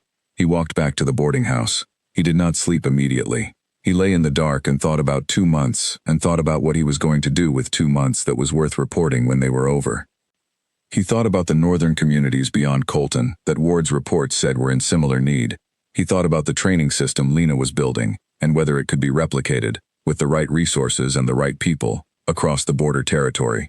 He thought about the grain tax reform his council was resisting, and the fact that the resistance was about the established families, and not about what was right, and that he had been managing that resistance for 2 years, when he could have simply pushed it through in the first 6 months, if he had been willing to spend political capital on something other than maintaining the appearance of consensus. He sat up in the dark. He opened his notebook. He began to write. He wrote for 2 hours. The list got long. Some of it was governance, some of it was personal. He did not draw a distinction between the two because he was beginning to understand that a king who governed well and a man who lived honestly were either the same person or they were neither. He was going to become the same person. He put the notebook away and lay back down and stared at the ceiling of the boarding house room in Colton and thought, 2 months. He could work with 2 months. He had a great deal to do. The 2 months moved differently than Darius had expected. He had expected them to drag, had braced for the particular slowness of waiting, the way time stretches when you are holding space for something. But the 2 months moved fast, because he filled them with work that required the full weight of his attention, and he had more attention than he had realized, now that he was not spending a third of it managing the performance of a marriage that had been a strategic arrangement dressed in ceremony. He pushed the grain tax reform through in the 3rd week. His council resisted, as they always had, with the practiced resistance of people who have learned that resistance usually produces compromise, and compromise usually preserves the original arrangement with slight modifications. He did not compromise. He came to the session with 3 years of border territory data and 2 mornings of conversations with people like Gil the miller and Ida the boarding house keeper, and he laid that data out on the table and said, plainly, that the current structure was extracting more from the people who could least afford it, and providing the least benefit to the communities that needed it most, and that this was not a matter for negotiation. The council was quiet. Eleanor, in the corner of his vision, had the expression of someone who had just seen something they had been waiting for without knowing they were waiting for it. The reform passed. He did not celebrate it. He moved to the next thing. The northern communities beyond Colton were, as Ward's reports had indicated, in similar condition to what Colton had been 2 years ago. Functional but underserved, managing with what they had rather than what they needed. He made 4 visits in the 2 months. He went the same way he went to Colton, without announcement, with minimal escort, with his notebook. He talked to people. He wrote things down. He came back and he acted. 2 additional healers were placed in northern border communities by the end of the 2nd month. A road assessment project was commissioned for the full eastern corridor. A small school was being established in a village called Brent because the children there had no formal instruction and the community had been asking for it in every administrative survey for 6 years. And no one had acted on it because it was not the kind of thing that produced visible results for the PACs that held political influence. He acted on it. He wrote to his father's old education advisor, retired, living quietly in the Southern Territories, and asked for guidance on how to set up something that would work. The old advisor wrote back immediately, with 3 pages of specific, practical recommendations, and a note at the end that said, "I wondered when someone was going to ask." Darius read that line twice. He was very aware during those 2 months of what he was doing and why. He was not performing goodness. He did not think he was performing it, at least. He was watching himself carefully for the tells, the way Eleanor had spent 30 years watching him. He could not be entirely certain, but the work felt different from the kind of work he had done in the first decade of his reign, when every good action had also been, at some level, a piece of a portrait of himself. This work felt like it was about the thing being done, and not about him doing it. That was new. He slept well through those 2 months. He ate at normal hours. He stopped taking the evening drink of brandy that had become, sometime in the past 3 years, a nightly habit that he had not examined. When he stopped, he felt cleaner, more present. He noted this without overinterpreting it. He wrote to Lena once, not about anything between them. He had promised himself he would not use correspondence to manage the space of those 2 months. He wrote to her about the training program Claire was running, which Ward's field contact in Colton had mentioned had expanded to 3 students. He asked if there was any resource, book, or supply she needed for the program and could not get through the existing supply route. He said he would arrange it if she let him know. She wrote back 8 days later. A short note. She requested 2 specific reference texts that were not commonly available in the border region, a particular type of bandaging linen that was higher quality than what the route currently provided, and, at the bottom of the note, in the same neat hand, with no preamble, a question. The question was, what did you want to be when you were young, before you understood you were going to be king? He sat with that question for 3 days. He wrote back. He said, "I wanted to study maps. Not to use them militarily, though that is what I was taught to use them for. I wanted to make them. The detailed kind, that show not just the roads but the quality of the soil, and the places the floods come, and the trees that mark property lines that no one has written down. The kind that hold knowledge that would otherwise be lost." He sent the note. He wondered if she would respond. She did. 6 days later, another short note. She said, "You should have done that. Then, Claire is excellent." Then nothing further. He held that note longer than he should have. Put it in his coat pocket and found it there 3 days later. He did not analyze why. The 2 months ended on a Thursday. He left for Colton on Wednesday evening so he would arrive Thursday morning, because he did not want to manage the anxious waiting of a morning departure. He slept badly in the carriage, which moved through the night, with Croft driving, and the guard riding alongside, and he arrived in Colton in the gray half-light before full dawn, with grit in his eyes and a stiffness in his back from the carriage seat. He went to Ida's. She was already up. She gave him coffee without being asked, and the same room, and the look of a woman who has been the anchor point of a slow, careful story, and knows it. He went to wash and change. He sat in his room for an hour with the coffee going cold on the table, and looked at the frost on the window. The sun came up fully. The village woke around him. At 9, he walked to the building with the sign on the door and knocked. Claire answered. She looked at him with the recognition of someone who now knew who he was, and had decided she was not going to be daunted by it. She said, "She's expecting you. Back room." He walked through the main room, 2 students now at the second work table, poring over one of the reference texts he recognized from Lena's note, and to the back room. She was at her desk. She was looking at him already when he came in. She had known when he arrived, probably. The bond worked both ways. She had let him come to her. She said, "Sit down." He sat down across from her. She folded her hands on the desk. She looked at him with that direct, clear-eyed look that he had come to understand was her most honest mode, not guarded, not warm, just clear. She said, "I made my decision." He said, "Tell me." She said, "I'm not leaving Colton." He said, "I know." She said, "I mean, if this goes forward, I'm not moving to the palace. I'm not becoming something the court manages. I'm staying here, running this practice, running this training program. I'm staying registered as a border practitioner, not as a pack member." He said, "All right." She said, "Your counsel is going to have many thoughts about that." He said, "My counsel's thoughts are my problem." She said, "Darius." Her voice was steady. "I'm being serious. This is not a conventional arrangement. I won't be available for court events. I won't wear the right clothes or learn the right performances. I will not be what they expect She paused, choosing the word carefully. "What they expect."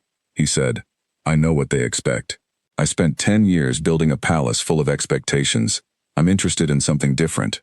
She said, "You say that now." He said, "I know." She said, "The pressure will not come from you. It will come from every direction around you. Advisors, allies, pack representatives, tradition, time. And some of that pressure will reach me." He said, "I know." She said, "I need you to tell me what you do when it reaches you." He said, "I hold." She said, "What does that mean?" He said, "It means I've done the calculation, and the calculation is not close. It means I've looked at what I chose the last time and what it cost and what it built and what it destroyed. And I've looked at what is true, and what is honest, and what is actually right. And the calculation is not close." She was quiet for a moment. She said, "You know I love this village." He said, "Yes." She said, "And I'm going to love it whether or not you're in the picture. That doesn't change." He said, "I would not want it to."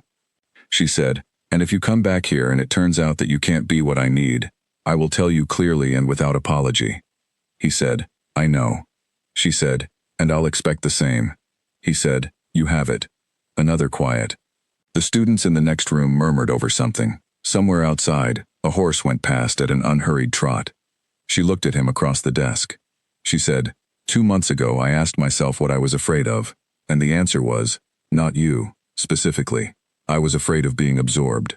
Of being someone's context rather than my own person. I watched my sister want things and arrange everything around getting them, and I decided very young that I didn't want to live in the orbit of other people's wanting. I built this. She gestured, broadly, meaning the room, the building, the village, the thing she had made. I built this so that I had something that was mine absolutely. He said, and? She said, and I've spent 2 months watching whether you understand that, whether you see this as a problem to solve or something to work alongside. He said, and? She said, you fixed the road. You asked about the reference texts. You wrote me a letter about maps. A pause. You asked what I needed for the program. You didn't tell me what the program needed. He said, no.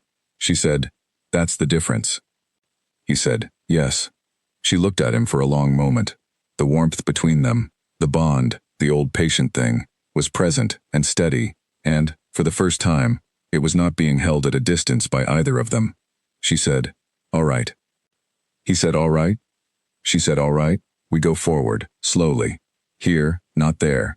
On my terms alongside yours, not yours instead of mine.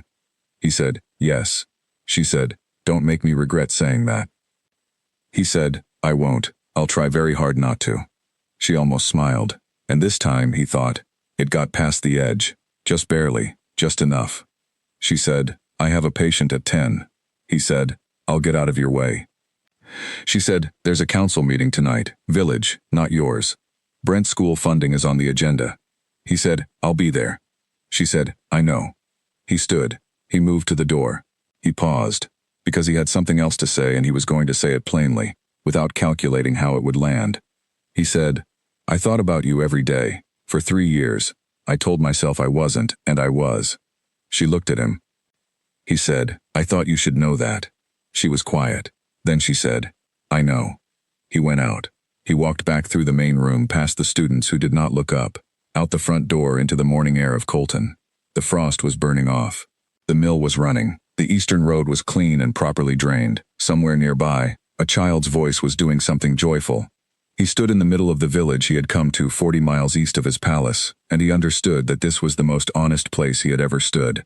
Not because of the village, precisely, but because of what he was in it. Not a king performing, not a strategist calculating, but a man who had made a wrong choice and lived with the cost of it, and driven a bad road, and knocked on a door without knowing what he was going to say, and had somehow, improbably, been given the chance to be better. He pulled his notebook from his coat. He had 3 items from the Brent meeting he wanted to prepare for. He had a follow-up on the healer placement in Farwick he needed to handle. He had a letter to write to the education advisor about curriculum. He found an empty bench near the square and sat down and opened the notebook and began to work, in the pale winter morning sun, in the village that was not his but that was, possibly, becoming somewhere he belonged. This was not a story with a clean ending. No trumpet, no ceremony, no moment where the world stopped to acknowledge that things had resolved. There was no crown placed on the right head. There was no public declaration that righted the wrong of the blood moon ceremony. The bond did not blaze into the visible, dramatic thing that old stories described. What there was, a healer's practice that had 3 students by spring, then 5, then 8, and a supply route that expanded twice in the year that followed. A road that was properly maintained for the first time in 30 years. A school in Brent that opened in the autumn with 14 children and a dedicated instructor. A king who drove east once every 3 weeks and attended community meetings and took notes and acted on them, and who ate dinner at Ida's boarding house and sometimes at the small table in Lena's kitchen, which was a different kind of honor than anything he had been given in his palace. A court that adjusted, because courts adjust to what the king makes consistent, and Darius made this consistent. An Eleanor Voss who had one very long and very candid conversation with the border territory's most respected healer in the spring of the following year, over tea that Lena made with the same economical precision she made everything, and who came back to the palace with the expression of someone who has met a person they were prepared to manage, and has discovered instead someone they respect. A Cedric Ashford who drove east from the main pack territory in late spring and spent a weekend in Colton and sat at his daughter's small kitchen table and had tea with her and the king of the Northern Territory, and who said very little, as was his habit, but who shook Darius's hand at the end of the weekend with the specific grip of a man communicating something he has decided does not require words. A bond that had been patient for 4 years and was, at last, something neither party was managing or explaining away or putting somewhere to be dealt with later. And Lena. Who was herself, completely. Who ran the practice and trained Claire and 6 others. Who attended the village meetings. Who walked the streets of Colton in her practical clothes with her steady hands and her clear eyes, and who had, somewhere in the year following that December conversation across her desk, begun to hold the warmth in her chest, not as something to breathe around, but as something that was simply part of the weather of being alive. This was not a happy ending in the sense that stories mean when they say that. It was more specific than that. It was the happiness of a thing built right, built on real ground, built by 2 people who were honest with themselves and honest with each other about what they were and what they were not, and what they needed, and what they were willing to give. She did not forgive him in a single moment. Forgiveness was not a single moment. She had understood that long before he showed up at her door. It was a process that happened in the accumulated weight of ordinary days, the road that got fixed, the texts she received, the notes he wrote, the meetings he attended, the way he listened without performing listening, the way he changed what he did when he learned something was wrong rather than simply noting it and moving on. She forgave him in the way you forgive someone who earns it, not all at once, not with a ceremony, but slowly, in the spaces between the practical things, in the moments when she looked at him across a dinner table or a village meeting, and found that the thing she was looking at was genuine. He did not deserve that forgiveness by right. He had not deserved anything she gave him. But he had been honest about not deserving it, and he had done the work anyway, and at some point those two things together became enough. The moon goddess, if she had any opinion on the matter, kept it to herself. Above Colton, on the night of the following blood moon ceremony, a Thursday as it happened, which meant there was a community meeting scheduled for the same evening that had to be moved to Friday, the moon rose in its deep copper circle and lit the frost on the cobblestones of the square, and the herbs in the healer's window, and the new school sign in Brent, and the properly drained Eastern Road, and the faces of the people who had built something real in a place that had been overlooked for 30 years. Darius stood on the steps of Ida's boarding house and looked at the moon. Lena came out of her building and stood on the step below her door and looked at it too. They were 40 feet apart. They did not call out to each other. They did not need to. The warmth between them was present and steady, and neither of them was pretending it was something other than what it was. After a moment, she went back inside. He sat down on the boarding house steps and opened his notebook. He had things to do. He always had things to do. That was exactly right. The court noticed before he did. He had been making the drive to Colton once every 3 weeks. He had told himself, and told Ward, that the border territory oversight was a genuine priority, which was true. The supply route had been running for 2 months. The second healer had arrived and begun setting up in the neighboring village of Farwick, and the drainage project was complete. The oversight was genuine. What Darius had not fully reckoned with was that he was returning from these visits in a different state than he arrived in, and that people who watched him professionally were very good at noticing states. His senior advisor, a woman named Eleanor Voss who had served in the palace for 20 years, and knew the expression of every mood Darius Vale had ever displayed, with the precision of a portrait artist who has painted the same subject many times, raised the subject on a Tuesday. She did it the way she raised uncomfortable subjects, quietly, matter-of-factly, near the end of a routine meeting when the routine business was handled, and the room had thinned to just the two of them. She said, "The border territory visits are producing results. The council is impressed." He said, "Good." She said, "There is also a question circulating, among the council and among some of the senior PAC representatives, about whether the frequency of the visits is purely administrative." He looked at her. She looked back at him with the composed, steady expression of a woman who had decided many years ago that the only way to be useful to a powerful person was to be entirely honest with them. She said, "Ashford." He said, "Yes." She said, "Lena Ashford." He said, "Yes." She was quiet for a moment. Then she said, "The former queen's removal is still recent. The court is watching for signals about the succession. There are 3 PAC families who have already begun quietly positioning their daughters." He said, "I know." She said, "The situation requires careful management." He said, "Eleanor, I know all of this." She said, "I know you know it. I'm not telling you what to do. I'm telling you what the context is, because you seem to be navigating something without context." He said, "What does the council think about Lena Ashford specifically?" She said, "The council does not have a formed opinion, because they don't have enough information. They know she's the daughter of a named PAC member. They know she was at the blood moon ceremony. A few of them have done the arithmetic on the timing of that evening and your subsequent choice of the former queen. They have not said this aloud in any formal setting." He said, "But they've thought it." She said, "They're very intelligent people." "Yes." He said, "What would they think of her?" Eleanor was quiet for a moment, which meant she was choosing her words. She said, "She is a healer in a border village with no current PAC affiliation.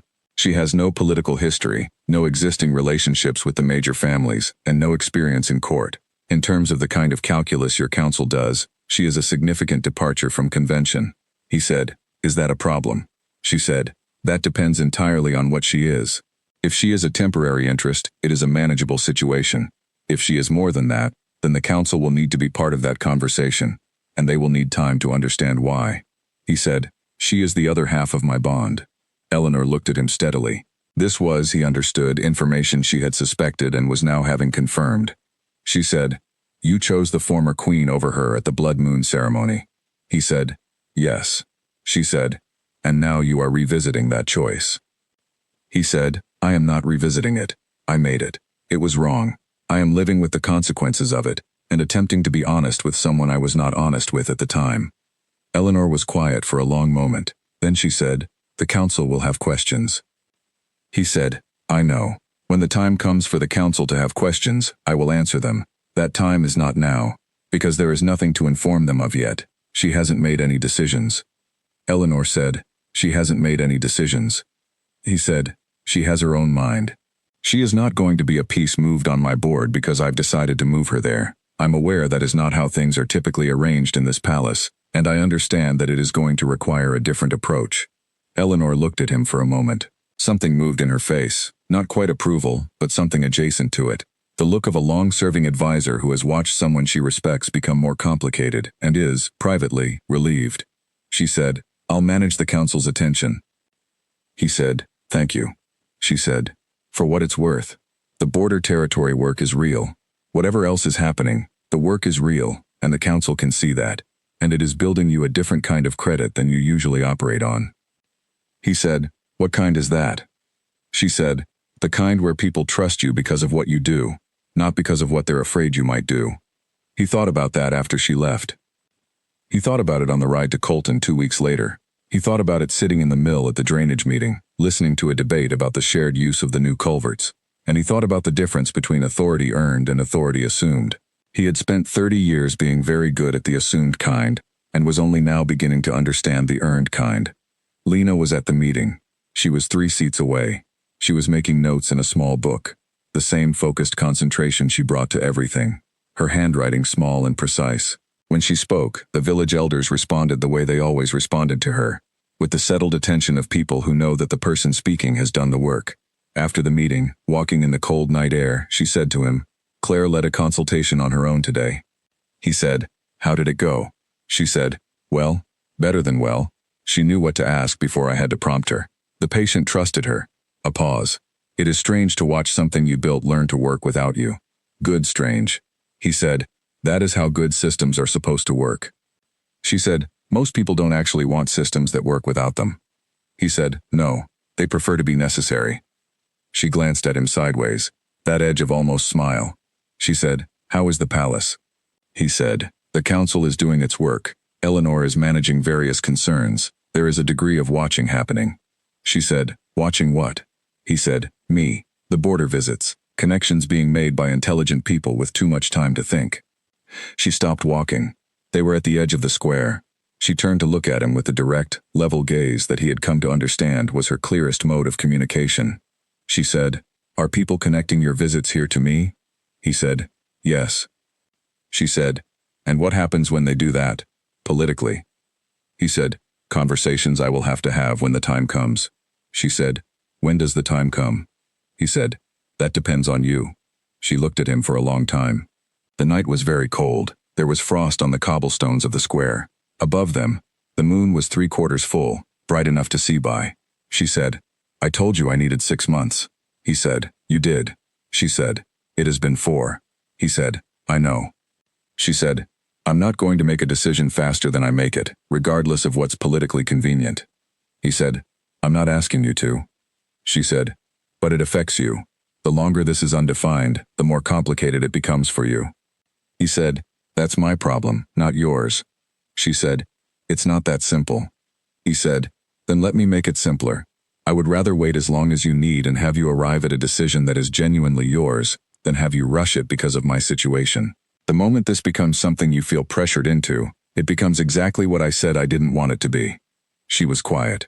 The frost sparkled on the cobblestones between them. She said, "You have changed." He said, "From what?" She said, "From the man who stood in that hall and made a calculation in 3 seconds." He said, "Yes." She said, "What changed you?" He said, "Consequences. Time. Watching what I built with Sarah come apart from the inside, and looking at what you built here. Honestly, it made me examine what I had built and why, and the examination was not flattering." She said, "Self-examination is not supposed to be flattering." He said, "No." She said, "What did you find when you examined it?" He thought about his answer.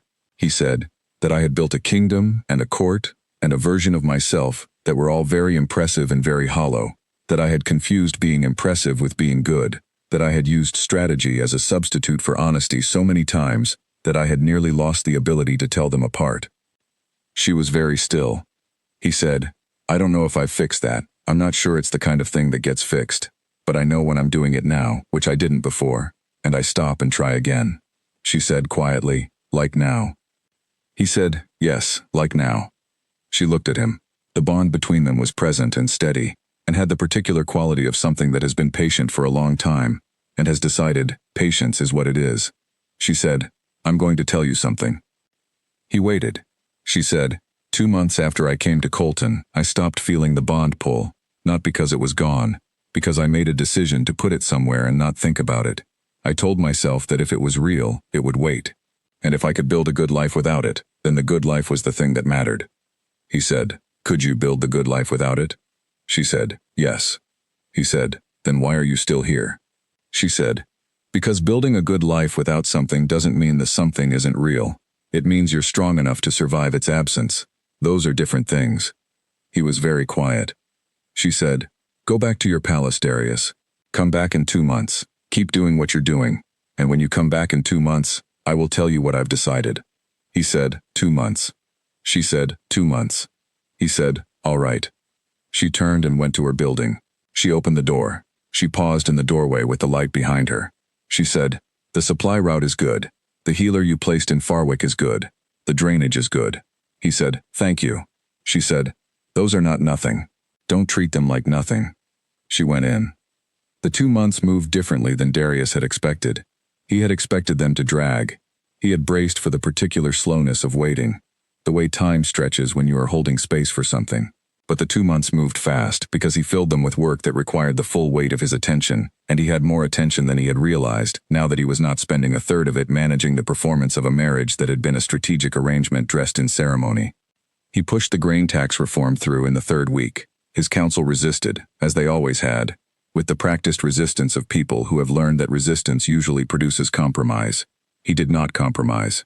He came to the session with 3 years of border territory data and 2 mornings of conversations with people like Gil the miller and Ida the boarding house keeper, and he laid that data on the table and said, plainly, that the current structure was extracting more from the people who could least afford it, and providing the least benefit to the communities that needed it most, and that this was not a matter for negotiation. The council was quiet. Eleanor, in the corner of his vision, had the expression of someone who had just seen something they had been waiting for, without knowing they were waiting for it. The reform passed. He did not celebrate it. He moved to the next thing. The northern communities beyond Colton were, as Ward's reports had indicated, in similar condition to what Colton had been 2 years ago, functional but underserved, managing with what they had rather than what they needed. He made 4 visits in the 2 months. He went the same way he went to Colton, without announcement, with minimal escort, with his notebook. He talked to people. He wrote things down. He came back and he acted. 2 additional healers were placed in northern border communities by the end of the 2nd month. A road assessment project was commissioned for the full eastern corridor. A small school was being established in a village called Brent because the children there had no formal instruction, and the community had been asking for it in every administrative survey for 6 years, and no one had acted on it because it was not the kind of thing that produced visible results for the PACs that held political influence. He acted on it. He wrote to his father's old education advisor, retired, living quietly in the Southern Territories, and asked for guidance on how to set up something that would work. The old advisor wrote back immediately, with 3 pages of specific, practical recommendations, and a note at the end that said, "I wondered when someone was going to ask." Darius read that line twice. He was very aware, during those 2 months, of what he was doing and why. The work felt different from the kind of work he had done in the first decade of his reign, when every good action had also been, at some level, a piece of a portrait of himself. This work felt like it was about the thing being done, and not about him doing it. That was new. He slept well through those 2 months. He ate at normal hours. He stopped taking the evening drink of brandy that had become, sometime in the past 3 years, a nightly habit. When he stopped, he felt cleaner, more present. He noted this without over-interpreting it. He wrote to Lena once, not about anything between them. He wrote to her about the training program Claire was running, which had expanded to 3 students. He asked if there was any resource, book, or supply she needed for the program and could not get through the existing supply route. She wrote back 8 days later, a short note. She requested 2 specific reference texts that were not commonly available in the border region, a particular type of bandaging linen of better quality, and at the bottom of the note, in the same neat hand, with no preamble, a question. The question was, what did you want to be when you were young, before you understood you were going to be king? He sat with that question for 3 days. He wrote back. He said, "I wanted to study maps, not to use them militarily, though that is what I was taught to use them for. I wanted to make them, the detailed kind, that show not just the roads but the quality of the soil, and the places the floods come, and the trees that mark property lines that no one has written down, the kind that hold knowledge that would otherwise be lost. He sent the note. She wrote back 6 days later. She said, "You should have done that. Then, Claire is excellent." Then nothing further. He held that note longer than he should have and found it in his coat pocket 3 days later. The 2 months ended on a Thursday. He left for Colton on Wednesday evening so he would arrive Thursday morning. He slept badly in the carriage and arrived in Colton in the gray half-light before full dawn with grit in his eyes and a stiffness in his back from the carriage seat. He went to Ida's. She gave him coffee without being asked, and the same room. He sat with the coffee going cold on the table and looked at the frost on the window. At 9, he walked to the building with the sign on the door and knocked. Claire answered. She said, "She's expecting you. Back room." He walked through the main room past 2 students at the second work table into the back room. She was at her desk. She was already looking at him when he came in. She said, "Sit down." He sat across from her. She folded her hands on the desk. She said, "I made my decision." He said, "Tell me."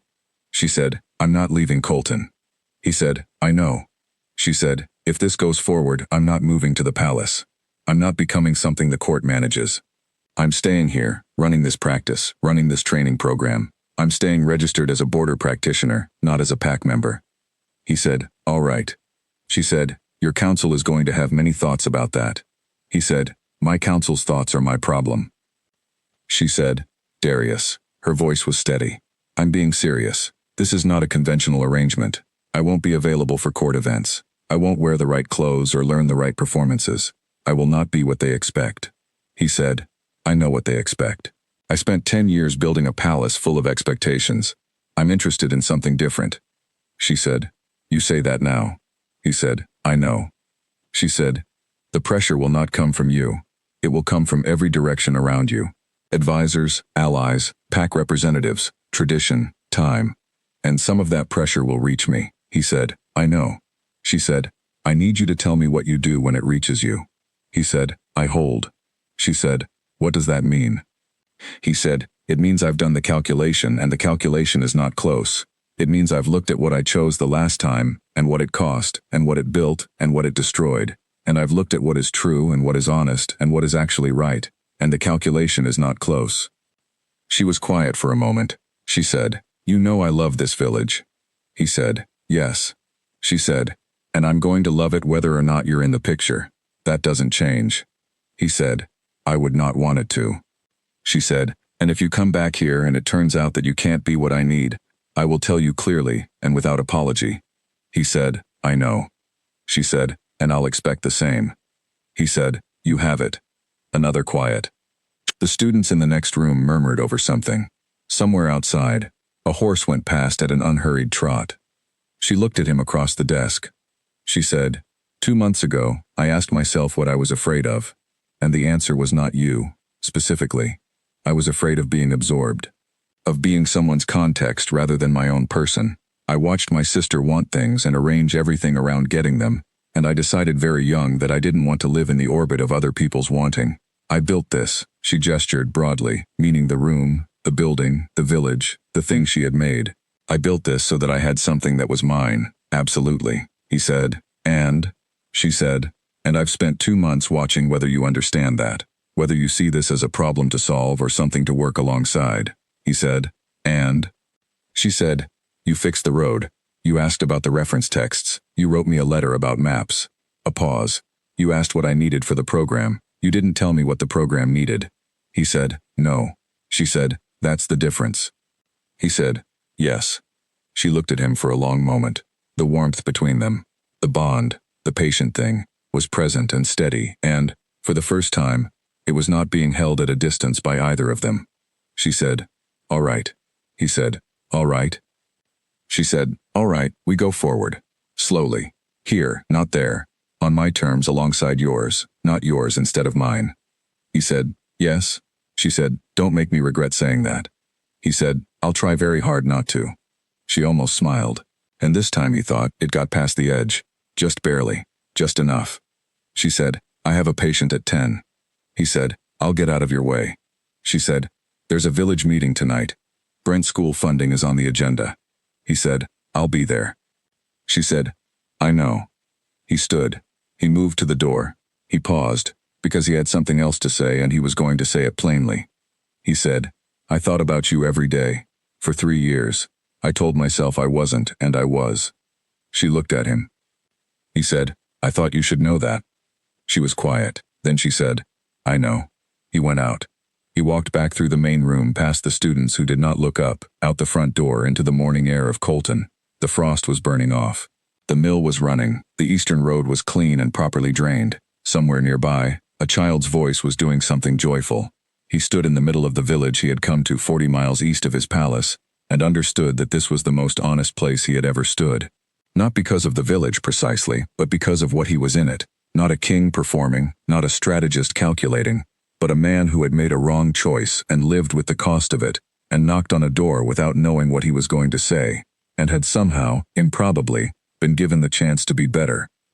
He pulled his notebook from his coat and found an empty bench near the square and sat down and began to work, in the pale winter morning sun, in the village that was not his but that was, possibly, becoming somewhere he belonged. It was not Eleanor who made the first direct challenge. It was a man named Gareth Hollis, the second in command of the Western Pack Alliance, who arrived at the palace 6 weeks after Darius returned from Colton, with something decided in his chest and his notebook full of new plans. Gareth was the kind of man who delivered difficult things in the language of concern. He sat across from Darius in the formal meeting room with the expression of someone about to perform regret, and he said, There is considerable unease among the Western representatives about the direction of the court. Darius said, What specifically? Gareth said, The Queen's removal has left a vacancy that people are anxious to see addressed. There are families, very well-connected families, who have made approaches and received no acknowledgement. Darius said, I've received the approaches. I've chosen not to respond to them at this time. Gareth said, That choice is itself being read as a signal. Darius said, What signal? Gareth said, with the careful precision of a man who has decided to say the thing, that you have already made a selection, and that the selection is not the kind of selection that serves the Alliance's long-term interests. Darius looked at him. He said, If you have something direct to say it directly. Gareth said, The border territory visits, the healer. There are people who are concerned. Darius said, About a healer. Gareth said, About what she represents, about the signal it sends to the major pack families, about what it means for the next generation of leadership if the king's partner has no political standing, no pack rank, no existing relationships with the powers that currently support this throne. Darius was quiet for a moment. He said, I appreciate you saying it plainly. Gareth waited. Darius said, Here is what I want you to take back to the Western representatives. The last time I made a decision about who would stand beside me based on political calculation and family standing, it ended with a folder of intercepted letters on my desk and a council session I will not forget. The calculation failed, not because it was politically wrong. It was politically sound, by every measure my advisors used. It failed because it was personally dishonest, and dishonesty built on a foundation of political soundness still fails. It just takes longer. Gareth said, The Western Alliance. Darius said, The Western Alliance is important to me. The work we've done together is real, and I value it. And I will not make another decision about my personal life on the basis of what the Western Alliance finds reassuring. Those are two different categories. I am willing to work on the first. I am not willing to trade the second. Gareth was very still. Darius said, I suggest you take that back and let people sit with it. And I suggest that over the next year, as the border territory reforms continue, and as the governance of this kingdom demonstrates what this court's priorities actually are, people will find that a king who is honest about his life is a more reliable ally than a king who performs the right decisions for the wrong reasons. Gareth left without saying much else. He understood when an argument was over. Eleanor appeared in Darius's doorway 10 minutes later.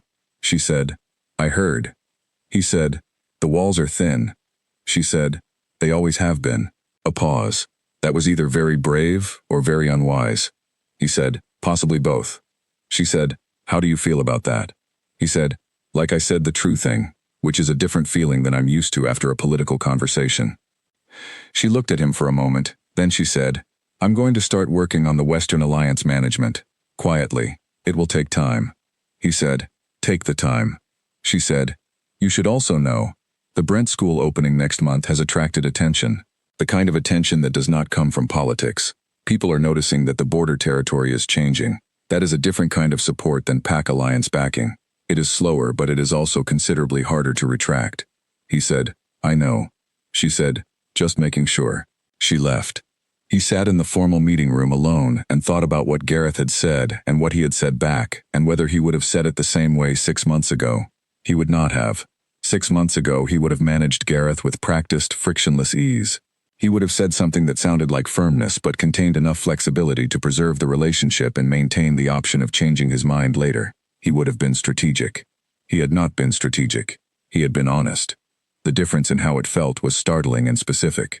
He sat with it and let himself feel it, which was also something he had not done routinely before. That evening, he wrote in his notebook. He wrote about the conversation with Gareth, about what had changed and how he approached it, about the distinction Eleanor had made between two kinds of political support. He wrote about the bond and about Lena and about the village meeting on Thursday that he was already thinking about attending, not because it would help him politically, but because the conversation about school funding was going to be interesting, and he wanted to hear how it went. He wrote, I used to think wanting things that were not useful was a weakness. I understand now that this was itself the weakness. He read that back. He left it in. In Colton, through those same weeks, things were also changing.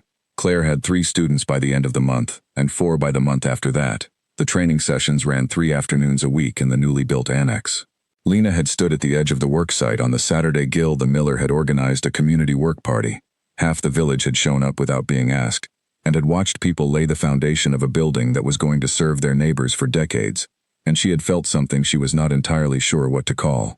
Gratitude was part of it, but underneath gratitude was something more complicated, the recognition that she had become part of something. The village had incorporated her not as a visitor or a professional service but as a member, and this had happened without her asking for it, and without her noticing the exact moment it occurred. She thought about this on evenings when the practice was closed and the students had gone home. She thought about what it meant to belong somewhere. She had grown up belonging to a PAC by birth. Ashford PAC, Ashford name, Ashford standing, and had understood from a very young age that the belonging was structural, not personal. The PAC would have been the same if she had been different. She was a member of it the way a book is on a shelf, present, categorized, not particularly seen. Colton was different. Colton knew her name because she had done something with it. She thought about the letter. The one about maps. She had read it twice, and then set it on her desk and looked at it for a while. She had not expected that. She had expected something polished, something that revealed the king rather than the man. She had expected an answer about duty or the burden of inheritance. She had gotten maps. Old maps with soil quality and flood paths and property trees. The detailed, patient, particular desire of a boy who wanted to hold knowledge still. She had written back immediately. You should have done that. She had meant it as a small thing, and it had come out larger than she intended. She had gone back to work. The supply route arrived with its first extended delivery. The 2 reference texts, the better linen, a selection of equipment she had listed in a follow-up note, and a crate of items she had not requested but that were exactly what the training program needed. When she asked Claire about it, Claire looked at the ceiling with the expression of someone who has been caught. Lena said, You wrote to him. Claire said, I wrote to his supply coordinator. Lena said, On whose authority? Claire said, On the authority of someone who noticed that we were missing things and knew who to ask. Lena looked at her.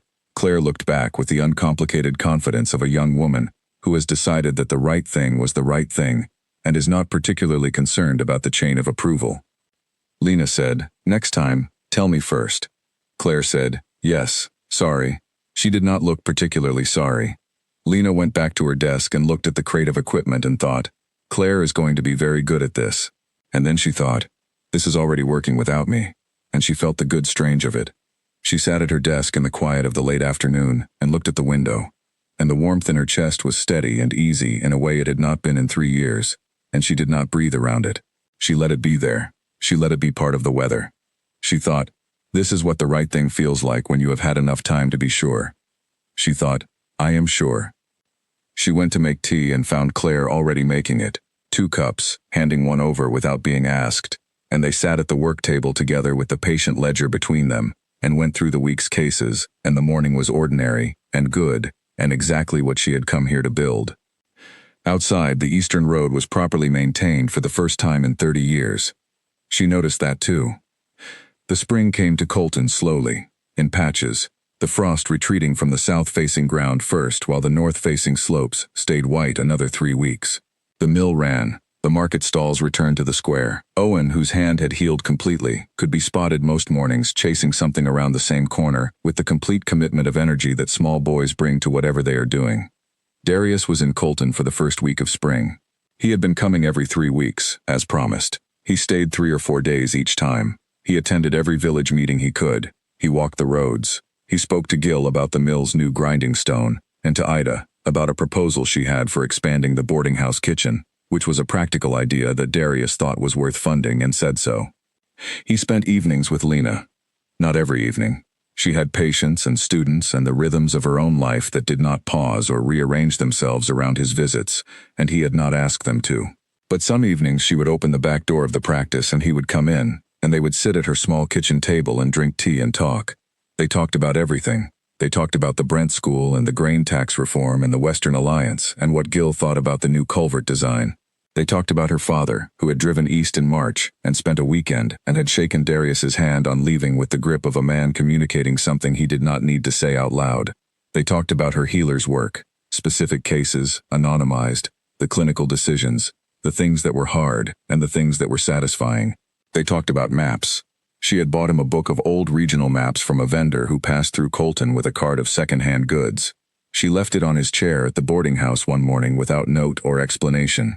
He had sat with that book for an hour before he went anywhere.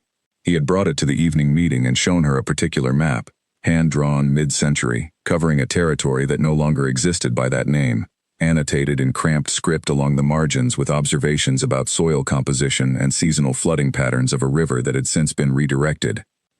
He had said, "The person who made this never expected anyone important to see it. You can tell because they were honest about everything." She had looked at the map for a long time.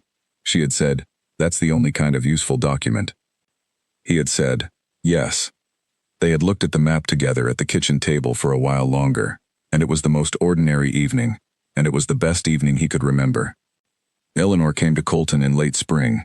She came quietly, unannounced, with one attendant, stopping first at Ida's boarding house and then presenting herself at the practice door on a Thursday afternoon.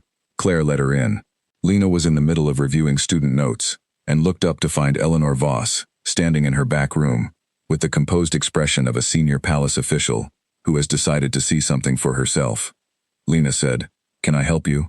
Eleanor said, "I believe you know who I am." Lena said, "I do. Would you like tea?" Eleanor said, "Please."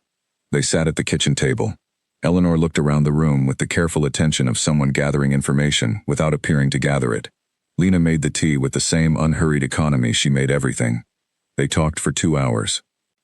Eleanor asked questions the way someone asks questions when they want real answers and have learned over 20 years to recognize the difference between real answers and performed ones. She asked about the training program, the supply route, the community's relationship to the practice, the Brent School consultation. She did not ask about Darius directly. She did not need to. She was measuring something that did not require a direct question, whether Lena was someone who could hold the weight of what she was apparently going to be asked to hold, without being broken by it, or changed by it in ways that would not serve either of them. Lena answered all of it honestly. She did not perform. She did not explain herself. She said what was true about the work and what was hard and what was working and what still needed building, and she said it with the same precision she brought to patient assessments. At the end of the 2 hours, Eleanor set down her cup. She said, "You're not going to become someone different because of what this becomes." It was not a question. Lena said, "No." Eleanor said, "That's going to be difficult for some people." Lena said, "I know." Eleanor said, "Darius is. I've worked beside him for a long time. I have watched him make decisions that were right and decisions that were wrong. The decision he made the night of the blood moon ceremony was wrong, and he knows that. And I believe he understands why, in a way that is not just regret but actual understanding. Those are rare in men with his kind of power." Lena was quiet. Eleanor said, "What I want you to know is that I intend to support this, whatever form it takes, not because it is politically convenient, it is not, but because I have spent 20 years watching this kingdom be run by calculations, and I think a king who is honest about his life will be a better king than one who isn't." Lena looked at her for a moment. She said, "Thank you for telling me that directly." Eleanor said, It seemed like the kind of thing you would want told directly. She left that afternoon. She stopped at Ida's, and Ida, who Lena later discovered had kept Eleanor talking for 45 minutes about the boarding house kitchen expansion, gave her a packet of shortbread for the road. Darius arrived 3 days later. Lena told him about the visit. He said, "I didn't send her." She said, "I know, she told me." He said, "What did you think?" She said, "I thought she was measuring me." He said, "She was." She said, "I didn't mind." He said, "She sent me a note, 1 line." Lena said, "What did it say?" He said, "She said, the village is real." Lena was quiet for a moment. She said, "That's high praise from Eleanor Voss." He said, "It's the highest she gives." They sat at the kitchen table as they did some evenings. Outside, the spring evening was mild, the first properly warm evening of the year. The window was open a crack. Somewhere in the village, someone was making something that smelled of wood smoke and bread. She said, "My father liked you." He said, "He shook my hand for a very long time." She said, "That's how he shows things he doesn't say." He said, "I know, I liked it." She looked at him across the table with the clear, direct look that was hers, that he had come to understand was not a guard but simply the way she was, present and honest, and not performing anything. She said, "I want you to know something." He waited. She said, "What I have here, the practice, Claire, the village, this table, the work, that is not going anywhere. It is not going to be smaller or less itself because of anything that happens between us. I'm telling you that because I want you to know it's not something I need you to protect. I protect it." He said, "I know." She said, "And I also want you to know that what I feel, about you, about the bond, about the thing we've been doing for the past several months, is real. Not managed, not strategic, real." He said nothing. He just looked at her. And she said, "I spent a long time making sure those two things could exist at the same time. The life I built and the thing I feel. I needed to know they didn't cancel each other out." He said, "Do they?" She said, "No." He said, "Good." She said, "Yes." Outside, the evening went on being mild and wood smoke scented and entirely itself. Inside, at a small kitchen table in a border village 40 miles east of a palace, 2 people who had arrived at the same true thing by very different roads sat together without performing anything, which was the most complicated and the most ordinary thing in the world, and was enough. This was not a story with a clean ending. No trumpet, no ceremony, no moment where the world stopped to acknowledge that things had resolved. The bond did not blaze into the visible, dramatic thing that old stories described. There was no crowd to witness it. There was no hall with chandeliers. What there was, time, and work, and the accumulated weight of ordinary days doing what ordinary days do. When 2 people are honest with each other, they build something. The practice in Colton had 8 students by autumn. Claire was teaching the morning sessions independently, with Lena reviewing case notes in the evenings. The training program had been documented, actually written down, with care, in a reference manual that Lena and Claire worked on together over 3 months, so that it could be replicated in other border villages without requiring either of them to start from the beginning every time. The Brent School opened in September. 14 students on the first day, 16 by the end of the month. The instructor, a woman named Patience, had previously been teaching informal lessons in her kitchen for free for 6 years, and told Darius, when he came for the opening, that she was glad someone had finally noticed. He had written that down too. The Eastern Corridor Road Assessment had produced a full repair plan being executed in sections. The supply route had been extended to 3 additional border villages. The grain tax reform had its first full year of results in the autumn revenue numbers, and the results showed what Darius had predicted and what his council had doubted. The border territories, given adequate resources, produced more than they had been credited for. The established Pack estates grumbled. Darius let them grumble. The numbers said what they said. Eleanor managed the Western Alliance with the slow, careful skill of a woman who has been doing difficult things quietly for 20 years. She did not announce or defend or explain. She simply continued doing her work and let the work of the kingdom speak for itself. Gareth Hollis, after 6 months of watching, came to Darius's office on a Tuesday morning and said, "I was wrong about the calculation." Darius said, "In what way?" Gareth said, "I thought political credibility came from relationships with established power. I'm seeing that it can also come from results, from actually doing what you say you will do." A pause. The border communities have started talking to each other. They are beginning to think of themselves as a constituency rather than a collection of isolated villages. That is a new kind of political force, and you are the one who created it. Darius said. They created it. I gave them resources and showed up. Gareth looked at him for a moment. He said, yes, that's also something I was wrong about. He left. Darius drove east the following Thursday. He arrived in Colton in the afternoon. He had been coming every 3 weeks. He stayed 3 or 4 days each time. He had a specific corner of Ida's boarding house that she now called his room without explanation. He had a seat at the village meetings that people left for him without being asked. He knew the names of all of Lena's students and the names of all their families, and the particular concerns of each of the 3 neighboring villages that regularly sent people to the practice. He was not from here. He was not sure he would ever be from here the way someone born in Colton was from here. But he had become, in the way of someone who shows up reliably and does the work, a recognizable presence. A person who was part of the place without owning it. That felt right. He had spent a long time owning things. He found Lena at the end of her day, as he usually did, at the backroom desk. She was writing in the patient ledger. She looked up when he came in and set the pen down, which she only did when she was ready to stop working. She said, the miller has a new plan for the north culvert. He said, I heard. He told me at length. She said, what did you say? He said, I wrote it down. She almost laughed. The almost laugh had become, over the months, something actual, a low, warm sound that she did not seem to notice she was making, which made it the most genuine thing he had ever heard. He sat down across from her. He said, I was thinking about something on the road. She said, tell me. He said, the map book, the old annotated one. She said, what about it? He said, I want to make one. For this territory. Not for governance purposes, though it will be useful for that too.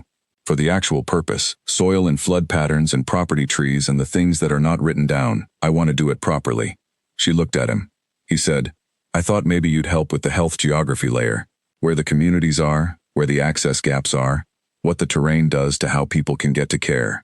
She said, that's a year's work at least. He said, I have time.